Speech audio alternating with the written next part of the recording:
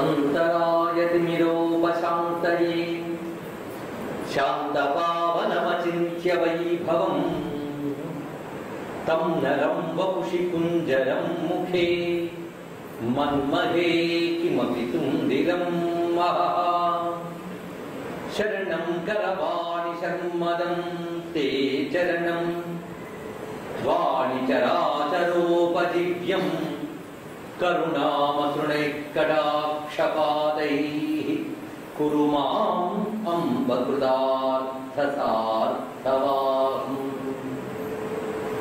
शारदा शरदम्भोजवदना वदनम्बुजे सर्वदा सर्वदास्माकं सन्निधिः सन्निधिं क्रियात्। विमलपटी कमलपुटी पुस्तकरुद्राक्षसस्तहस्तपुटी कामाक्षि पद्मराक्षी कलितविपञ्ची विभासि वैरिञ्ची वागर्थाविव संवृत्तौ वागर्थप्रतिपत्तये जगतः पितरौ वन्दे पार्वती परमेश्वरौ। गुरवे सर्वलोकानां विषजे भवरोगिणां निधये सर्वविद्यानां दक्षिणामूर्तये नमः। सदाशिवसमारम्भां व्यासशङ्करमध्यमाम् अस्मदाचार्यपर्यन्तां वन्दे गुरुपरम्पराम्। श्रुतिस्मृतिपुराणानामालयं करुणालयं नमामि भगवत्पादं शङ्करं लोकशङ्करम्। अज्ञानां जाह्नवीतीर्थं विद्यातीर्थं विवेकिनां सर्वेषां सुखदं तीर्थं भारतीतीर्थमाश्रये श्रीभारतीतीर्थमाश्रये। भजे श्रीचक्रमध्यस्थां दक्षिणोत्तरयोः सदा श्यामावार्ताळि संसेव्यां भवानीं ललिताम्बिकाम्। शिवाय गुरवे नमः। शिवाय गुरवे नमः। शिवाय गुरवे नमः। शिवाय गुरवे नमः। शिवाय गुरवे नमः। शिवाय गुरवे नमः। श्रीमात्रे नमः। श्रीमात्रे नमः। श्रीमात्रे नमः। श्रीमात्रे नमः। श्रीमात्रे नमः। श्रीमात्रे नमः। श्री विष्णुरूपाय नमः शिवाय। श्री विष्णुरूपाय नमः शिवाय। श्री विष्णुरूपाय नमः शिवाय। श्री विष्णुरूपाय नमः शिवाय। श्री विष्णुरूपाय नमः शिवाय। श्री विष्णुरूपाय नमः शिवाय। ओम नमो महद्भ्यो ऋषिभ्यो गुरुभ्यो नमः। श्री शारदा चंद्रमौळीश्वराभ्यां नमः। जगद्गुरवे नमः। परमेश्वरी मयమైన సభాసదస్సుకి సమయ నమస్సులు సమర్పణ చేసుకుంటూ జగద్గురు శ్రీ శ్రీ శ్రీ సుర్యేటి పీఠాధీశ్వరుడు భారతీ తీర్థ స్వామి వారి యొక్క శుభాశీ ప్రభావం చేత ఈ రోజు నుంచి 9 రోజుల పాటు ఈ క్షేత్రంలో మళ్ళీ నవరాత్రులు ప్రారంభమవుతూ ఉన్నాయి. నవరాత్రులతో ఒక ఆనందమైన అలసటతో ఉన్నటువంటి భక్తజనులకి మరొక నవరాత్రులు అయితే ఇందులో అలసట లేదు. ఆయా శ్రవణపూర్వకంగా అమ్మవారిని ఆరాధించుకోవడం. పైగా అమ్మవారి ఆరాధనకి శారద కాలం చాలా అనువైనది. శాంభవి శారదారాధ్య అంటున్నాం మనం. శారదారాధ్య అంటే శరత్కాలంలో ఆరాధింపబడేటువంటి తల్లి. శరత్ అంటేనే అమ్మవారు గుర్తొస్తారు మనకి. శరత్ పూర్ణిమ. అమ్మవారి వదనాన్ని వర్ణిస్తూ శంకర భగవత్పాదుల వారు పరిణత శరత్చంద్ర వదనాం అని కీర్తించారు. అలాంటి పరమ పావనమైన శరత్కాలంలో ప్రతిపది ముఖ్యరాకాంత దివిమండల పూజిత అని చెప్పినట్లుగా పాఠ్యము నుంచి పూర్ణిమ వరకు అక్కడ చెప్పబడింది ముఖ్యరాక అన్నప్పుడు ఆశ్వయుజ మాసంలో వచ్చే పూర్ణిమయ్యే అక్కడ ఈ 16 రోజులు అమ్మవారిని ఆరాధించారు. అందులో ఈ రోజు త్రయోదశికి చాలా విశేషం కూడా ఉన్నది. ఈ పక్షంలో వచ్చేటువంటి త్రయోదశి ప్రదోష వేళ అమ్మ ఆరాధన మహాశ్రేష్టమైనటువంటి ఆగమాలు చెప్తున్నటువంటి అంశం. అలాంటి పావనమైనటువంటి త్రయోదశితో ప్రారంభించి అమ్మ చరిత్ర మనం చెప్పుకోబోతున్నాం. ఆ పరమపావనమైన పూర్ణిమ కూడా అమ్మ కథా శ్రవణ యజ్ఞంలోనే వస్తున్నది. అంటే ఇది అమ్మ అనుగ్రహం కాదు మరేంటి. అందులో చెప్తున్నది జగద్గురు సన్నిధి, శారదా పరమేశ్వర యొక్క చరణ సన్నిధి. ఈ రోజు నుంచి మనందరం కూడా ఒక సాధన వదే ఈ శ్రవణ యజ్ఞాన్ని కొనసాగిద్దాం. అమ్మ అనుగ్రహం. ఇక్కడ మనం చెప్పుకోబోతున్న అంశం ఏమిటి? లలితోపాఖ్యానం. లలితోపాఖ్యానం బ్రహ్మాండ పురాణం అంతర్గతమైనది. వేదవ్యాస మహర్షి మనకు అనుగ్రహించిన అష్టాదశ పురాణంలో ప్రముఖమైనది బ్రహ్మాండ పురాణం. మనందరూ పారాయణ చేసుకుంటున్నటువంటి లలితా సహస్రనామ స్తోత్రం కూడా బ్రహ్మాండ పురాణం అంతర్గతమైనటువంటి. లలితా సహస్రనామ స్తోత్రానికి ఇది పూర్వరంగంలో చెప్పుకోవచ్చు. ఇప్పుడు చెప్పుకోబోయే లలితోపాఖ్యానం. లలితోపాఖ్యానం శ్రద్ధగా ఉంటే లలితా సహస్రనామ స్తోత్రం మరింత ఆనందంగా ఆస్వాదించగలం. అందులో ఉన్న అనేకమైన సందేహాలు లలితోపాఖ్యానం వినడం వల్ల తీరిపోతాయి.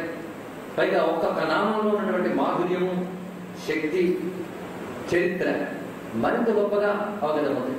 అందులో లలితా సహస్రనామ స్తోత్రం అర్థం అవడానికి పనికొచ్చేటువంటి మహాగ్రంథం లలితోపాఖ్యానం. అయితే లలితోపాఖ్యానం ఎటువంటిదంటే ఇది ఒక మంత్రశాస్త్ర రహస్యాన్ని కథారూపంగా ఇచ్చినటువంటి గ్రంథం. అదొక విశేషం. అనేక మంత్రాలు జపాలు చేస్తారు, యజ్ఞాలు చేస్తారు. కానీ అవేమీ చేయనక్కర్లేకుండానే కథా శ్రవణంలో ఆ మంత్రాది దేవతల్ని చెప్తూ ఆ యాగ విశేషాలను అందించినటువంటి గ్రంథం లలితోపాఖ్యానం. కనుక దీన్ని శ్రవణం చేయడం మాత్రం చేతనే తన మంత్రాది దేవతల కృప మనకి లభిస్తున్నది. వ్యాసుడు అపారమైన దయతో ఇలాంటి పనులన్నీ చేశాడు. యజ్ఞాలు చేసిన ఫలితం మనకి రావాలి, మంత్రాలు చెప్పించిన ఫలితం రావడానికి గాను మంత్రాది దేవతల్ని యజ్ఞ రహస్యాన్ని కథా రూపంలో అందించాడు. దాన్ని మనం చేయవలసింది ఒక్కటే, ఏకాగ్రంగా శ్రవణం చేయడం మాత్రమే. అందుకు ఈ రోజు నుంచి మనందరం ఈ దీక్షాబద్ధం అవుతున్నాం. నియమబద్ధంగా వినాలి. దానికి ప్రధానమైన నియమం ఏంటంటే ఏకాగ్రత, శ్రద్ధ.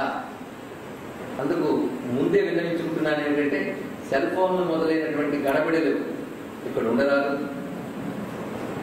అటువంటి అంత తట్టుకోలేనంత బిజీ ఉన్నవాళ్ళు ఇక్కడికి రారాదు. ఈ రెండు షరతులతో ఈ చరిత్రలో మనం ప్రవేశిస్తాం.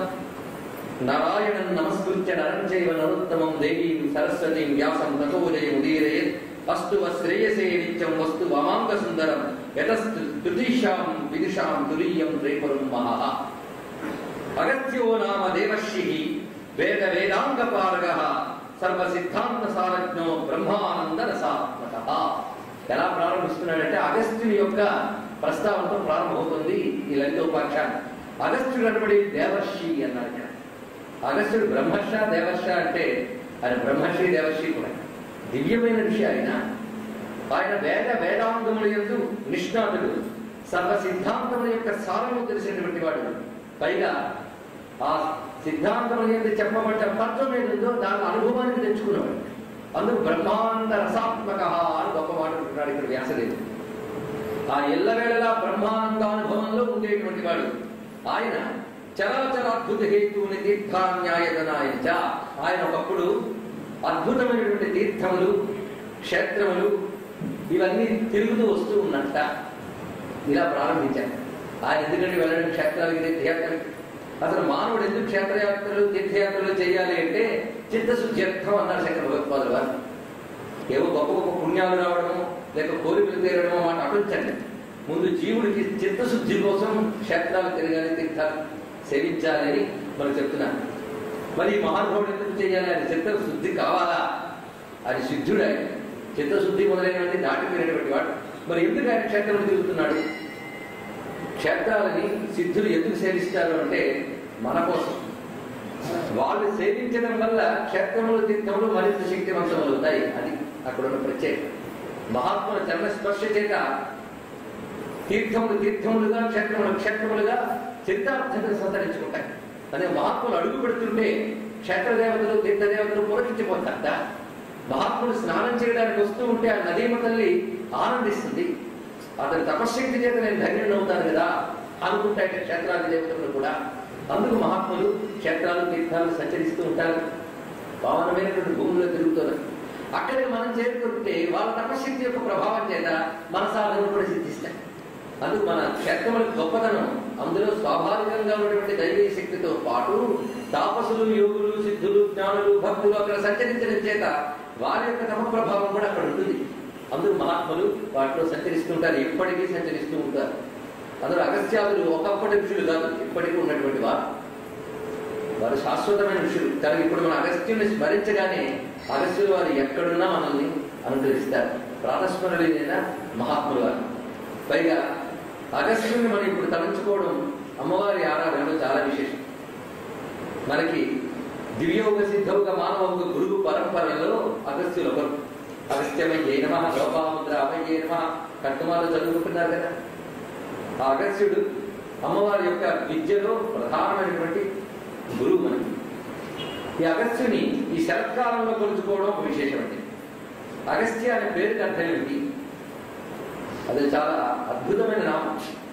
మామూలుగా కథాపరంగా చూస్తే అగమును అంటే పర్వతాన్ని స్తంభింపజేసినటువంటి వాడు కనుక అగస్త్యుడు అని పేరు వచ్చింది. అంటే విద్య పర్వత దర్పాన్ని అణచేయడం. మరి ఆ పర్వతం అణచుకు ముందు ఆయన పేరు ఏంటి? అప్పుడు కూడా అగస్త్యుడే. చేయబోయే పని తగ్గట్టుగా పేరు ముందు పెట్టుకున్నాడు మహాత్ముడు. పర్వతాన్ని అణచిన వాడు, ఇది మామూలు అర్థం. కానీ అగస్త్య శబ్దానికి మరో రెండు అర్థాలు ఉన్నాయి. అగము అంటే కదలకుండా ఉండేది. కదలకుండా ఉండేది ఏమిటి? కదిలేది జగత్తు, కదలకుండా ఉండేది పరమాత్మ. అంటే పరిణామము లేనటువంటి తత్వం ఆత్మ. అగము అంటే ఆత్మ. ఎల్లవేళ ఆత్మతత్వం అనేది ఎవడి నిష్ఠుడో అడగచ్చు. ఆయన ఎల్లవేళ ఆత్మతత్వం అనేది నిష్ఠుడి ఉంటాడు కనుక అగస్త్యుడు. ఇది ఆయన యొక్క ఋష్యత్వానికి సరిపోయే నామం. రెండవ అర్థం ఏంటంటే, అంటే ఇప్పుడు ఆ పరంపరలో మూడు అర్థం అనుకుందాం. అగము అంటే బురద అని అర్థం. అది కదలకుండా ఒక చోట పడి ఉంటుంది బురద, ఆ అర్థం ఉంది. ఆ బురదను తొలగించువాడు అని అర్థం. దీనికి రెండు రకాలుగా మళ్ళీ అందించుకోవాలి మనం. బురదను తొలగించేవాడంటే ఒకటి బురద అంటే అర్థం ఏంటి? రజోగుణ తమోగుణ మాలిని అజ్ఞానం, దాన్ని తొలగించేటువంటి వాడు. కనుక అగమును స్తంభింపజేయవాడంటే బురదని నియంత్రించేవాడు, రజోగుణ తమోగుణ మాలిన్యమైన అజ్ఞానాన్ని తొలగించేవాడు అని గురుపరంగా. మరొక అర్థం ఏంటంటే అగస్త్య నక్షత్రం ఉంటుంది. నక్షత్ర మండలాల్లో సప్తర్షుల వలె కొందరు ఋషులు కూడా నక్షత్ర రూపాల్లో ఉంటారు. అయితే నక్షత్ర రూపాల్లో వాళ్ళు ఉంటారంటే మరి వాళ్ళకి మరొక దేహం లేదా అని అనుకోకూడదు. వాళ్ళ తపశక్తి చేత తేజో రూపంతో కూడా గగనంలో ఉంటారు. సిద్ధమైన ఆకృతులతో సంచరిస్తూ ఉంటారు కూడా. వాళ్ళ శరీరం సిద్ధ శరీరాలతో సంచరిస్తున్నా వాళ్ళ తపశక్తి చేత తేజోమయ రూపంతో గగన మండలంలో ఉంటూ ఆ జ్యోతిర్మండలంతో పృథ్వీని అనుగ్రహిస్తూ ఉంటారు. వాళ్ళు భువనాలను అనుగ్రహించే జ్యోతిష్ శక్తులుగా కూడా ఋషులు ఉంటూ ఉంటారు. అందుకే సప్తర్షుల్ని మనం నమస్కారం చేసుకుంటాం. అగస్త్యుడు నక్షత్రం. ఈ అగస్త్యుడు అగస్త్య నక్షత్రం ఉదయం జరిగేటువంటి మాసం శరత్ ఋతువు. అదొక విశేషం. శరత్కాలంలో అగస్త్య నక్షత్ర ఉదయం జరుగుతుంది. ఈ శరత్కాలమే బురదను పోగొట్టేటువంటి కాలం. శరత్కాల పూర్వం వరకు కురిసిన వర్షాల వల్ల వాటి వల్ల జలాల్లో బురద చేరుతుంది. శరత్కాలం ప్రవేశించిన తర్వాత ఆ బురద అడుగుకి చేరి నీరు తేట పడుతుందట.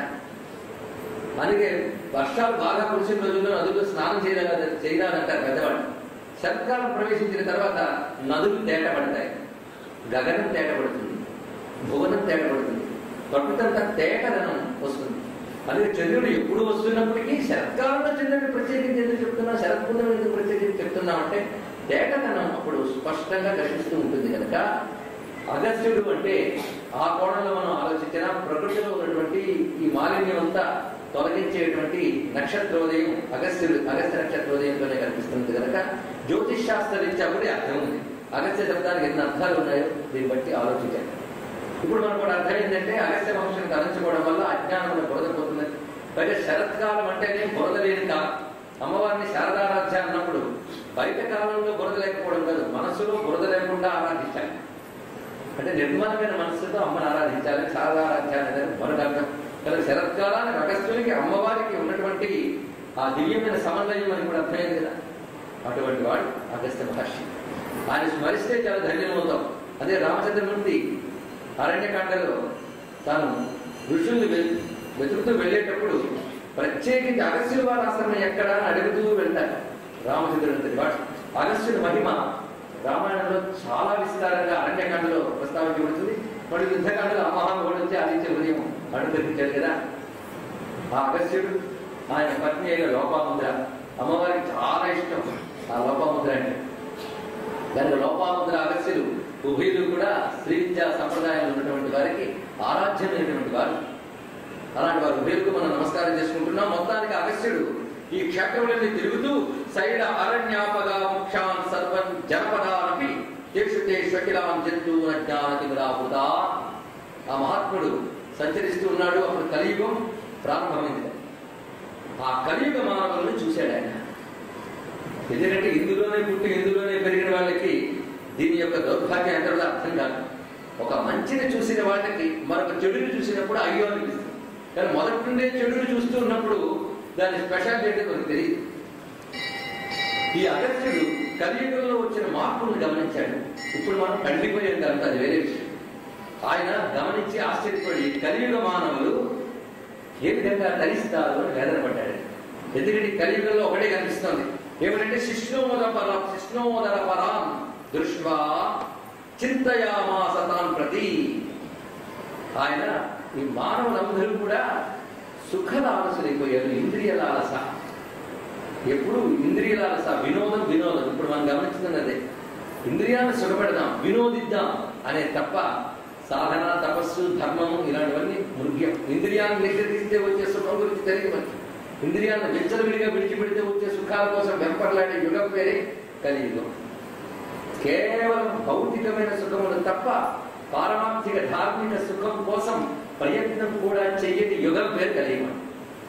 దానివల్ల ఏం జరుగుతుందంటే మహతి వినష్టి అన్నారు. తాత్కాలికంగా సుఖపడుతుంది కనబడినా జీవుడికి అది మహానష్టం. అందుకు అయ్యో అజ్ఞానం చేత వీళ్ళందరూ కేవల విషయాలసులే తిరుగుతున్నారే, వీళ్ళు ఎలా ధరిస్తారని వేదన కలిగించాయి.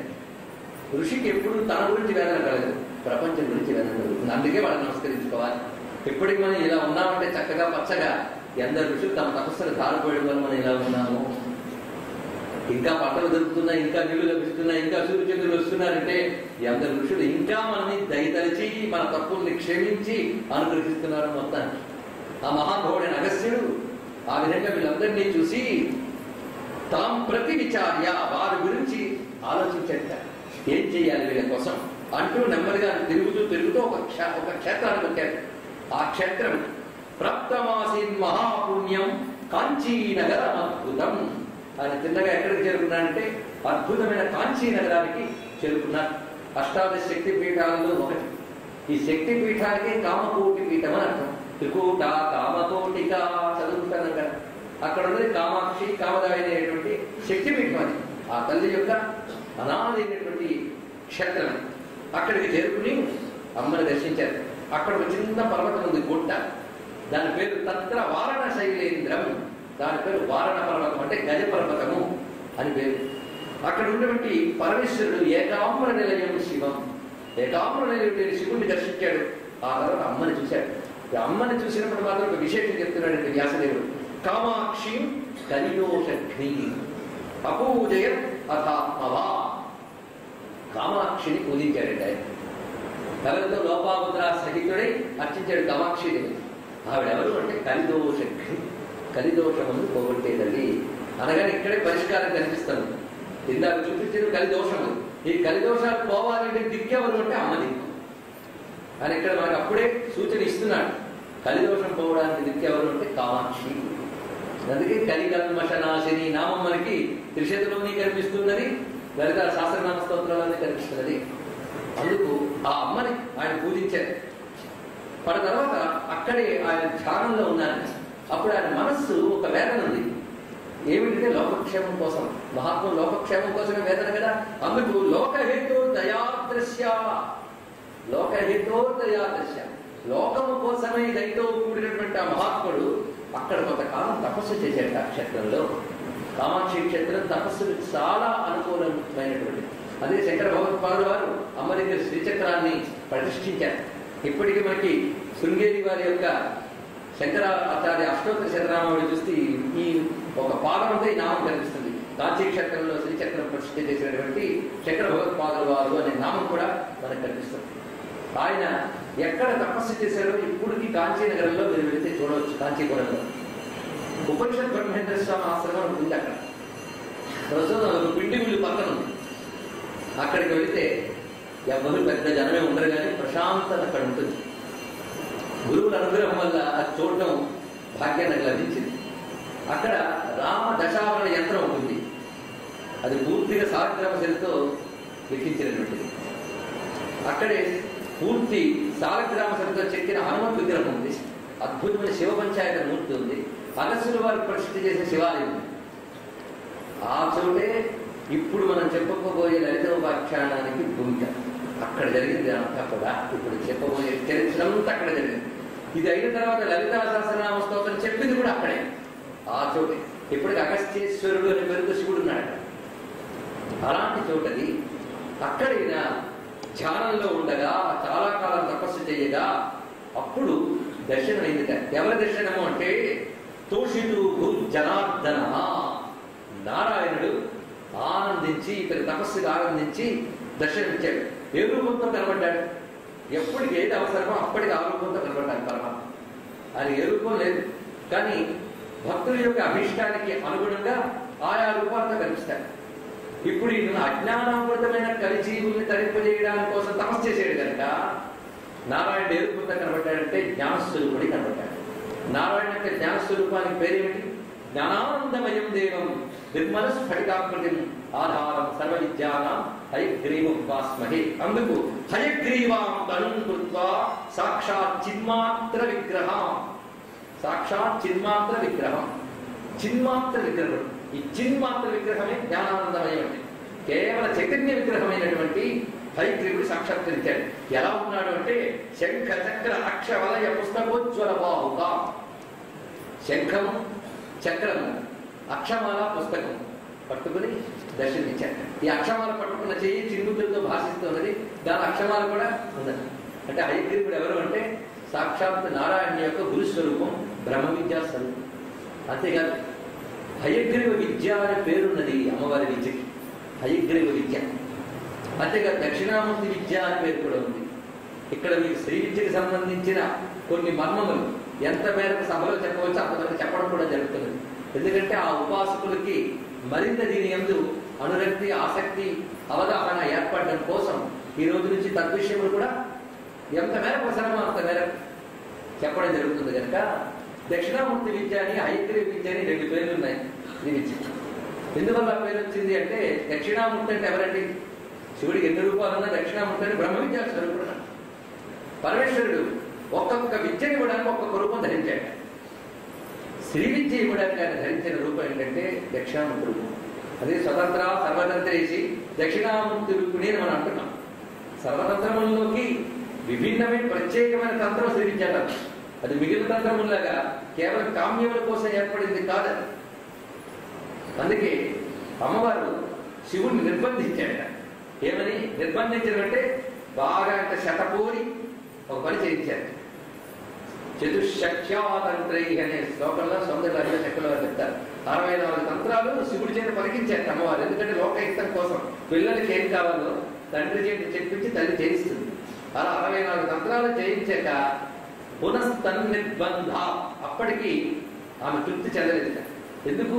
ఎప్పుడు పిల్లలకి లౌకికమైన విషయాలు ఇచ్చే తంత్రాలే తయారే కానీ పరమార్థాన్ని ఇచ్చే తంత్రం కూడా కావాలి, ఇహము పరమ ఇచ్చే తంత్రం కావాలని అమ్మవారు ఎప్పుడు నిర్బంధం చేయడం వల్ల ఆఖరికి పరమేశ్వరుడు స్వతంత్రం తే తంత్రం క్షితితలమవాదీరితం అని శంకర వారు సముద్రంలో చెప్పారు కదా. అప్పుడు స్వతంత్రమైన తంత్రాన్ని తయారు చేశాక అది స్వతంత్ర సర్వతంత్రేసి దక్షిణామూర్తులు. 64 తంత్రముల కంటే ప్రత్యేకమై ఏమో పరము ఇవ్వగలిగే దివ్య తంత్రం. తంత్రం అంటే ఏమిటో కాదు, జ్ఞానము, శాస్త్రము అర్థం ఏమిటో కాదు. ధన్యతే విస్తార్యతే జ్ఞానం అనేది తంత్రం. దేని యందు జ్ఞానం విస్తారంగా చెప్పబడుతుందో దాని తంత్రం. అది అమ్మవారి యొక్క జ్ఞానం విస్తారంగా చెప్పబడే శ్రీ విద్యా తంత్రాన్ని శివుడు దక్షిణామూర్తి రూపంలో మనకి అనుగ్రహించాడు. దక్షిణామూర్తి ఎప్పుడైనా బ్రహ్మ విద్యను ఇస్తాడు. దీన్ని బట్టి మనకు తేలింది ఏంటంటే శ్రీ విద్య అంటే బ్రహ్మ విద్య, ఆత్మ విద్య. అది ఆ రూపంతో ఇచ్చాడట. అలాగే హయగ్రీవుడు కూడా చెప్పారు. అమ్మవారి విద్యను ఉపాసించిన వాళ్ళల్లో శివుడు, విష్ణువు ఇలా ఒక్కొక్కరు ఉన్నారు. మొత్తం 12 రకాల ఉపాసకులు ఉన్నారు అమ్మవారి విద్యను. అందులో విష్ణువు ఈయన హయగ్రీవ స్వరూపంతో ఉపాసించాడు. హయగ్రీవుడు కూడా బ్రహ్మ విద్యా స్వరూపుడే అని ఉభయం మనం వేరణం చేసుకుంటే హయగ్రీవ విద్య దక్షిణామూర్తి విద్య తాత్పర్యం ఏమిటి అంటే శ్రీ విద్య బ్రహ్మ విద్య. అమ్మని ఉపాసించే వాడికి కేవలం లభించడంతో పాటు పారమార్థికమైన మోక్షం లభిస్తున్నది. అది దీని యొక్క సారభూతమైన అంశం. అందుకు కూడా హయగ్రీవుడు దర్శనమిచ్చాడు. ఈ రూపాన్ని వర్ణిస్తున్నాడు ఆయన. ఎందుకంటే మనకి ధ్యానం కోసం రూపాన్ని వర్ణిస్తాడు. ఎందుకంటే వింటూ ఉంటే రూపు కట్టడం మన హృదయానికి ఉన్న లక్షణం. భావిస్తాం కదా, శ్రద్ధగా విన్నవాళ్ళు భావన జరుగుతుంది. ఆ భావనలు స్వామి మూర్తి మన హృదయంలో కట్టాలి. అది ఈ విధంగా శంఖము చక్రము అక్షమాల పుస్తకము ధరించినటువంటి జ్ఞానానందమయుడైన హయగ్రీవుడు సాక్షాత్కరించి ఆయన యొక్క కాంతితో ముచ్చగాలు వెలిగిపోతున్నాయండి. ఆయన శరీరం నుంచి వచ్చే తెల్లని కాంతితో పూరయం జగత్కృష్ణం ప్రభయా దేహజాతయ ప్రాదుర్బభూవపురతో మునే రవిత తేజస. అమితమైన తేజస్సుతో ఆ కవళ కాంతులతో ముజ్జగాలు భాషిస్తూ ఉండగా దర్శనమిచ్చాడు స్వామి. అప్పుడు ఈయన నమస్కారం చేసి స్తోత్రములు చేసి ప్రణమ్యత ముహుర్ముహు వివిధములైన ప్రణామాలు చేసిన తర్వాత అడుగుతున్నట్ట స్వామి అన్నా నీకేం వరం కావాలో కోరుకో అన్న తర్వాత అడుగుతున్నది ఏంటంటే ఎదుదుష్టోషి భగవన్ ఇమే పావన జంతవ. నీకు నాపై నిజంగా సంతోషం కలిగితే ఈ పావన జంతువులు ఏ ఉపాయంతో ముక్తులవుతారో దాన్ని తెలియజేయమని. కేనోపాయన ముక్తాస్యు ఏతన్నే వక్తుమర్హసి. ఈ పామర జంతువులు అంటే ఎవరో కాదు, మనమే. జంతువులు అంటే జని ధర్మం కలిగినవి. అంటే పుట్టుట అనే ధర్మం దేని పుట్టుట అవన్నీ జంతువులు. అయితే 2 కళ్ళు లేకపోతే 4 పళ్ళు, ఈ 2 లేకపోతే రెక్కలు, ఇవన్నీ జంతుకోటి కిందకే వస్తాయి. కనుక ఈ పామర జంతువులు పోని జ్ఞానం లేనటువంటి పామర జంతువులు ఏ ఉపాయం వల్ల తరిస్తారో దానిని చెప్పమని అడిగితే చెప్తున్నాను. ఈ విద్య పరమేశ్వరుడు తెలుసుకున్నాడు, నేను తెలుసుకున్నాను, బ్రహ్మదేవుడు తెలుసుకున్నాడు, దేవతలు తెలుసుకున్నారు, ఋషులు తెలుసుకున్నారు. అలాంటి ఒక విద్య నేను చెప్తున్నాను. అంతేగాని ఇప్పుడు నువ్వు కొత్తగా ప్రశ్న అడిగావు కానీ కొత్తగా ఒక విద్య చెప్తాను అనలేదు హయగ్రీవుడు. చూడండి, సనాతనమైన విద్య ఉంటుంది, అది మీకు చెప్తున్నాను అన్నాడు. ఎప్పుడైనా మనం తరింపు చేసి సనాతనమైన విద్య కానీ కొత్తగా పుట్టుకొచ్చిన విద్యలో ఏది మనం తరించాం. సనాతనమైన మతం, సనాతనమైన ధర్మం మనం తరింపు చేస్తుంది. మనకు దాన్ని నేను చెప్తున్నాను. ఎందుకంటే కలియుగంలో మానవులు ఎలా ఉంటారంటే వర్ణాశ్రమ విహీనానాం పాపిష్ఠానాం మృణానపి. మనం ఎంత గింజుకున్నా వర్ణాశ్రమ ధర్మాలు కలగాపలము అయిపోతాయి. యుగాల్లో స్వచ్ఛమైన వర్ణాశ్రమాన్ని మనం చూపించలేము. పైగా పాపాచరణ, పాప ఆలోచన రెండూ ఉంటాయి. ఆలోచన ఆచరణ కూడా దోషభూషితమైపోయినటువంటి యుగంలో వాళ్ళు కూడా తరించిపోయేటటువంటి విషయం ఉంది సుమా. ఎందుకంటే తరించాలంటే ప్రతివాడికి కావాల్సింది ఏంటంటే నా యొక్క నిర్గుణతత్వాన్నైనా నా యొక్క సగుణ స్వరూపాన్నైనా ఉపాసించాలి. అది కూడా కర్మభిర్లభ్యతే త్యాగేనా విలభ్యతే. కర్మలతో కానీ దాని త్యాగంతో కానీ నేను లభిస్తాను అన్నాడు ఆయన. నేను అంటే ఇక్కడ పరతత్వం. కర్మలతో కానీ దాని త్యాగంతో కానీ అన్నాడు. కర్మలతో అన్నప్పుడు ఇక్కడ అర్థం ఏంటంటే కర్మ ఫలములను త్యజించి కర్మాచరణ చేయడం అని అర్థం. త్యాగేనా అంటే కర్మలనే సన్యసించడం. కర్మలనే సన్యసిస్తే సన్యాసం అన్నాం, కర్మ ఫలాన్ని సన్యసిస్తే కర్మయోగం అన్నాం. ఈ రెండింటితోనూ మాత్రమే నా యొక్క తత్వాన్ని తెలుసుకోగలరు. కానీ అది అందరికీ సాధ్యం కాదు అందులో కలియుగంలో. ఎందుకంటే పాపభూషితమైన యుగం కనుక ఇటువంటి యోగములు సాధ్యం కావు. అందుకు వర్ణాశ్రమ విహీనానాం పాపిష్టానాం రుణానమపి యద్రూపధ్యాన మాత్రేణ దుష్కృతం స్కృతాయతే. అటువంటి వారు ఏ రూపాన్ని ధ్యానించడం మాత్రం చేత దుష్కృతము నుండి స్కృతములకు వెళతారో, దురితము నుంచి బయటపడతారో అది ఎవరు అంటే లలితాంబ. స్పష్టంగా చెప్తున్న హయగ్రీవ స్వామి. అందుకే ఎటువంటి వారైనా అమ్మని ఉపాసన చేస్తే బయటపడతారు సుమా. వాళ్ళు ధరిస్తారు, శుద్ధులవుతారు. యచ్చయంతి పరాశక్త్యం విధినా ఆ పరాశక్తిని విధితో గాని విధి రహితంగా గాని ఎలా ఉపాసించినప్పటికీ అన్నారు. ఇక్కడ విధి అంటే శాస్త్రం చెప్పిన పద్ధతి, అవిధి అంటే శాస్త్ర పద్ధతులు తెలియకుండా చేసే. ఇక్కడ కొంచెం జాగ్రత్తగా చూడాలి. విధినా అవిధినా వివా అనగానే శాస్త్రరహితంగా అమ్మవారిని పూజించాలన్నమాట అని కాదు ఇక్కడ అర్థం.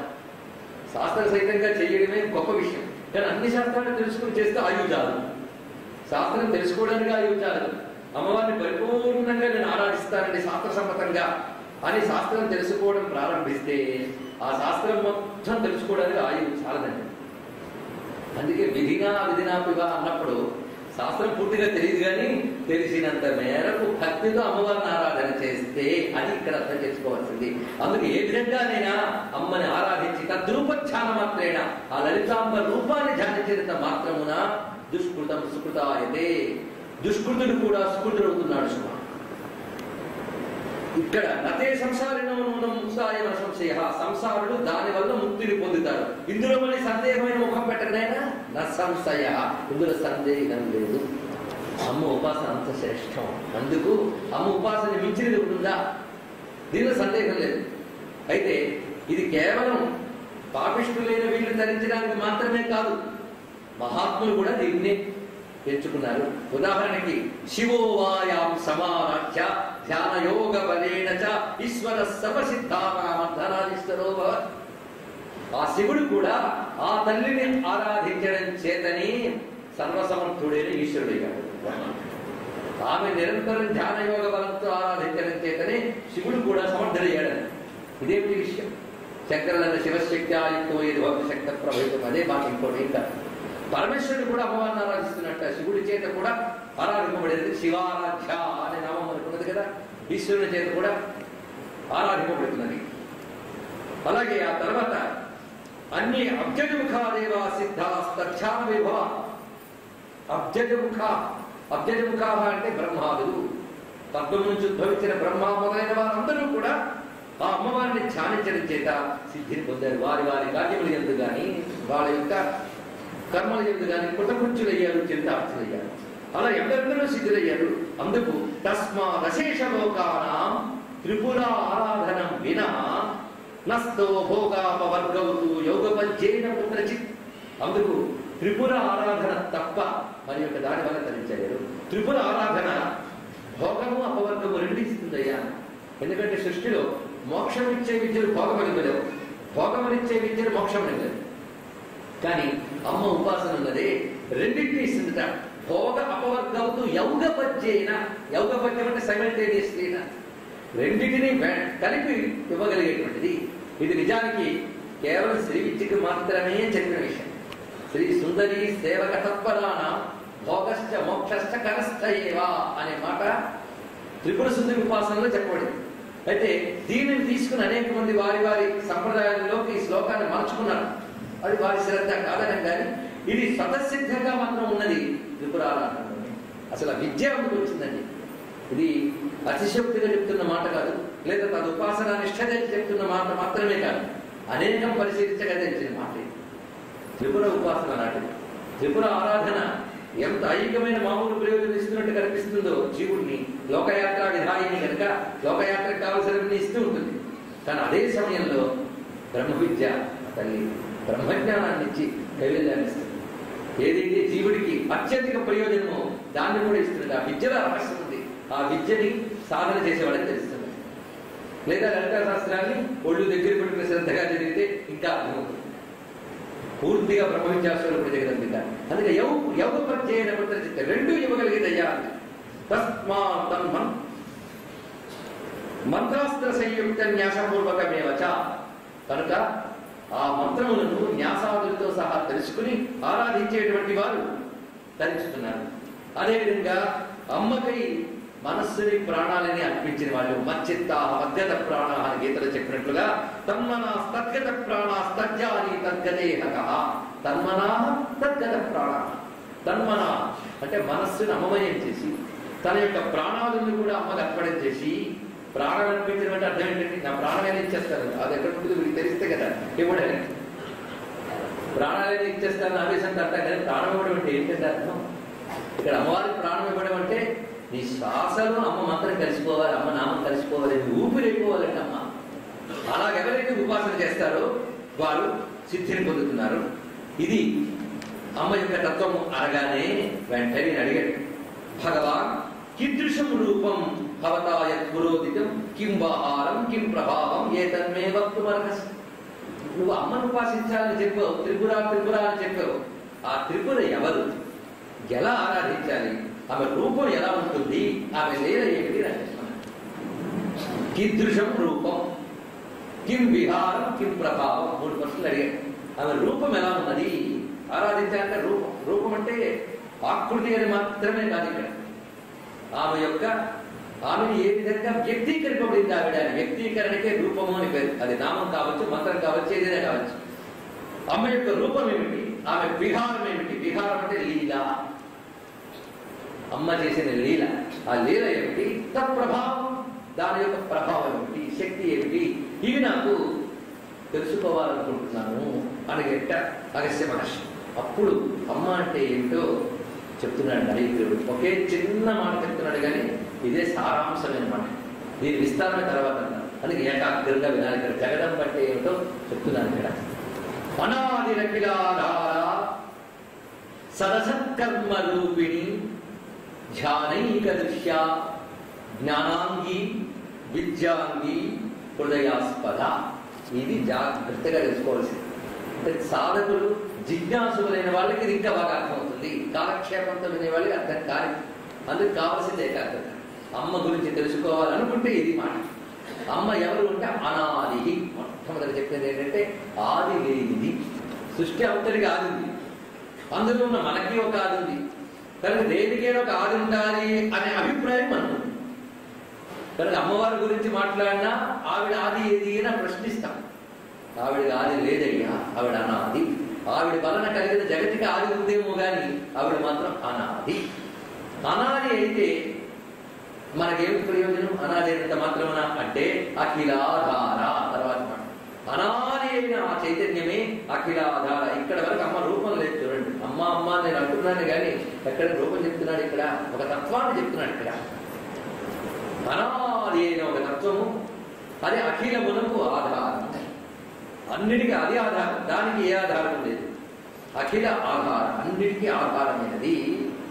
అదే సదసత్కర్మ రూపిణి. అసలు సృష్టి క్రమం, సృష్టి పూర్వస్థితి అంతా ఒక్క లైన్లో చెప్పాడు, ఒక్క వాక్యంలో.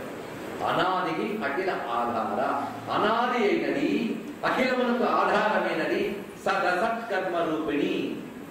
సత్కర్మ అసత్కర్మ ఈ రెండు రూపములతో ఉన్నది. అంటే అర్థం ఏంటి? సదసత్కర్మ రూపిణి అంటే మనందరం ఏమనుకుంటామంటే మంచి పని చెడ్డ పని అని. అది కాదు ఇక్కడ. సత్ అసత్ అన్నప్పుడు సత్ అంటే ఉనికి కలిగినది అని అర్థం. ఉనికి కలిగినది అంటే నువ్వు చూస్తున్న ఈ జగత్తంతా సత్. దీనికి ఏదైతే మూల ప్రకృతిగా ఉన్నదో అది అసత్ అని చెప్పబడుతున్నటువంటిది. మూల ప్రకృతి అది ఇక్కడ. సదసత్ అనే మాటకి శాస్త్రంలో బోర్డు అర్థాలు ఉన్నాయి, ఒకటి కాదు. ఇక్కడికి ఏం తీసుకోవాలంటే ఇది తీసుకోవాలి. అంటే సృష్టి అంతా నడుస్తున్నదంతా మనకు కనిపిస్తున్న ఉనికి, ఉనికికి మూల కారణం. అంటే ఒక చెట్టుని మనం సత్ అనుకుంటే విత్తనాన్ని అసత్ అనుకోవాలి. ఎందుకంటే అది చెట్టు రూపంగా లేదు కదా విత్తనం. అర్థమవుతుంది కదా? చెట్టు రూపంగా విత్తనం లేదు కదా దాని అసత్ అన్న. కనుక మూల ప్రకృతిని అసత్ అని అంటారు. ఆ మూల ప్రకృతి నుంచి కలిగిన జగత్ అంతటిని కూడా సత్ అని అంటారు. కనుక ఆ మూల ప్రకృతి, ఈ జగత్తు, ఈ రెండు అమ్మయే అని ఇక్కడ చెప్తున్నారు. ఆది అయిన ఈ జగత్తు అమ్మ రూపమే. అమ్మాయి జగత్ రూపంగా కనిపిస్తున్నది. కానీ ఇంత జగత్తుకి ఆధారమైన ఆవిడ మాత్రం అనాదియే. అది అనాది అఖిలాధార సదసత్కర్మ రూపిణి. ఇదేంటి భగవంతుడి గురించి మించి నిర్వచనం లేదు. మీరు అమ్మ అని అనగానే స్త్రీ భావం మీకు భావంలో కలిగింది కానీ ఇక్కడ స్త్రీ చెప్పలేదు, పురుష కూడా చెప్పలేదు.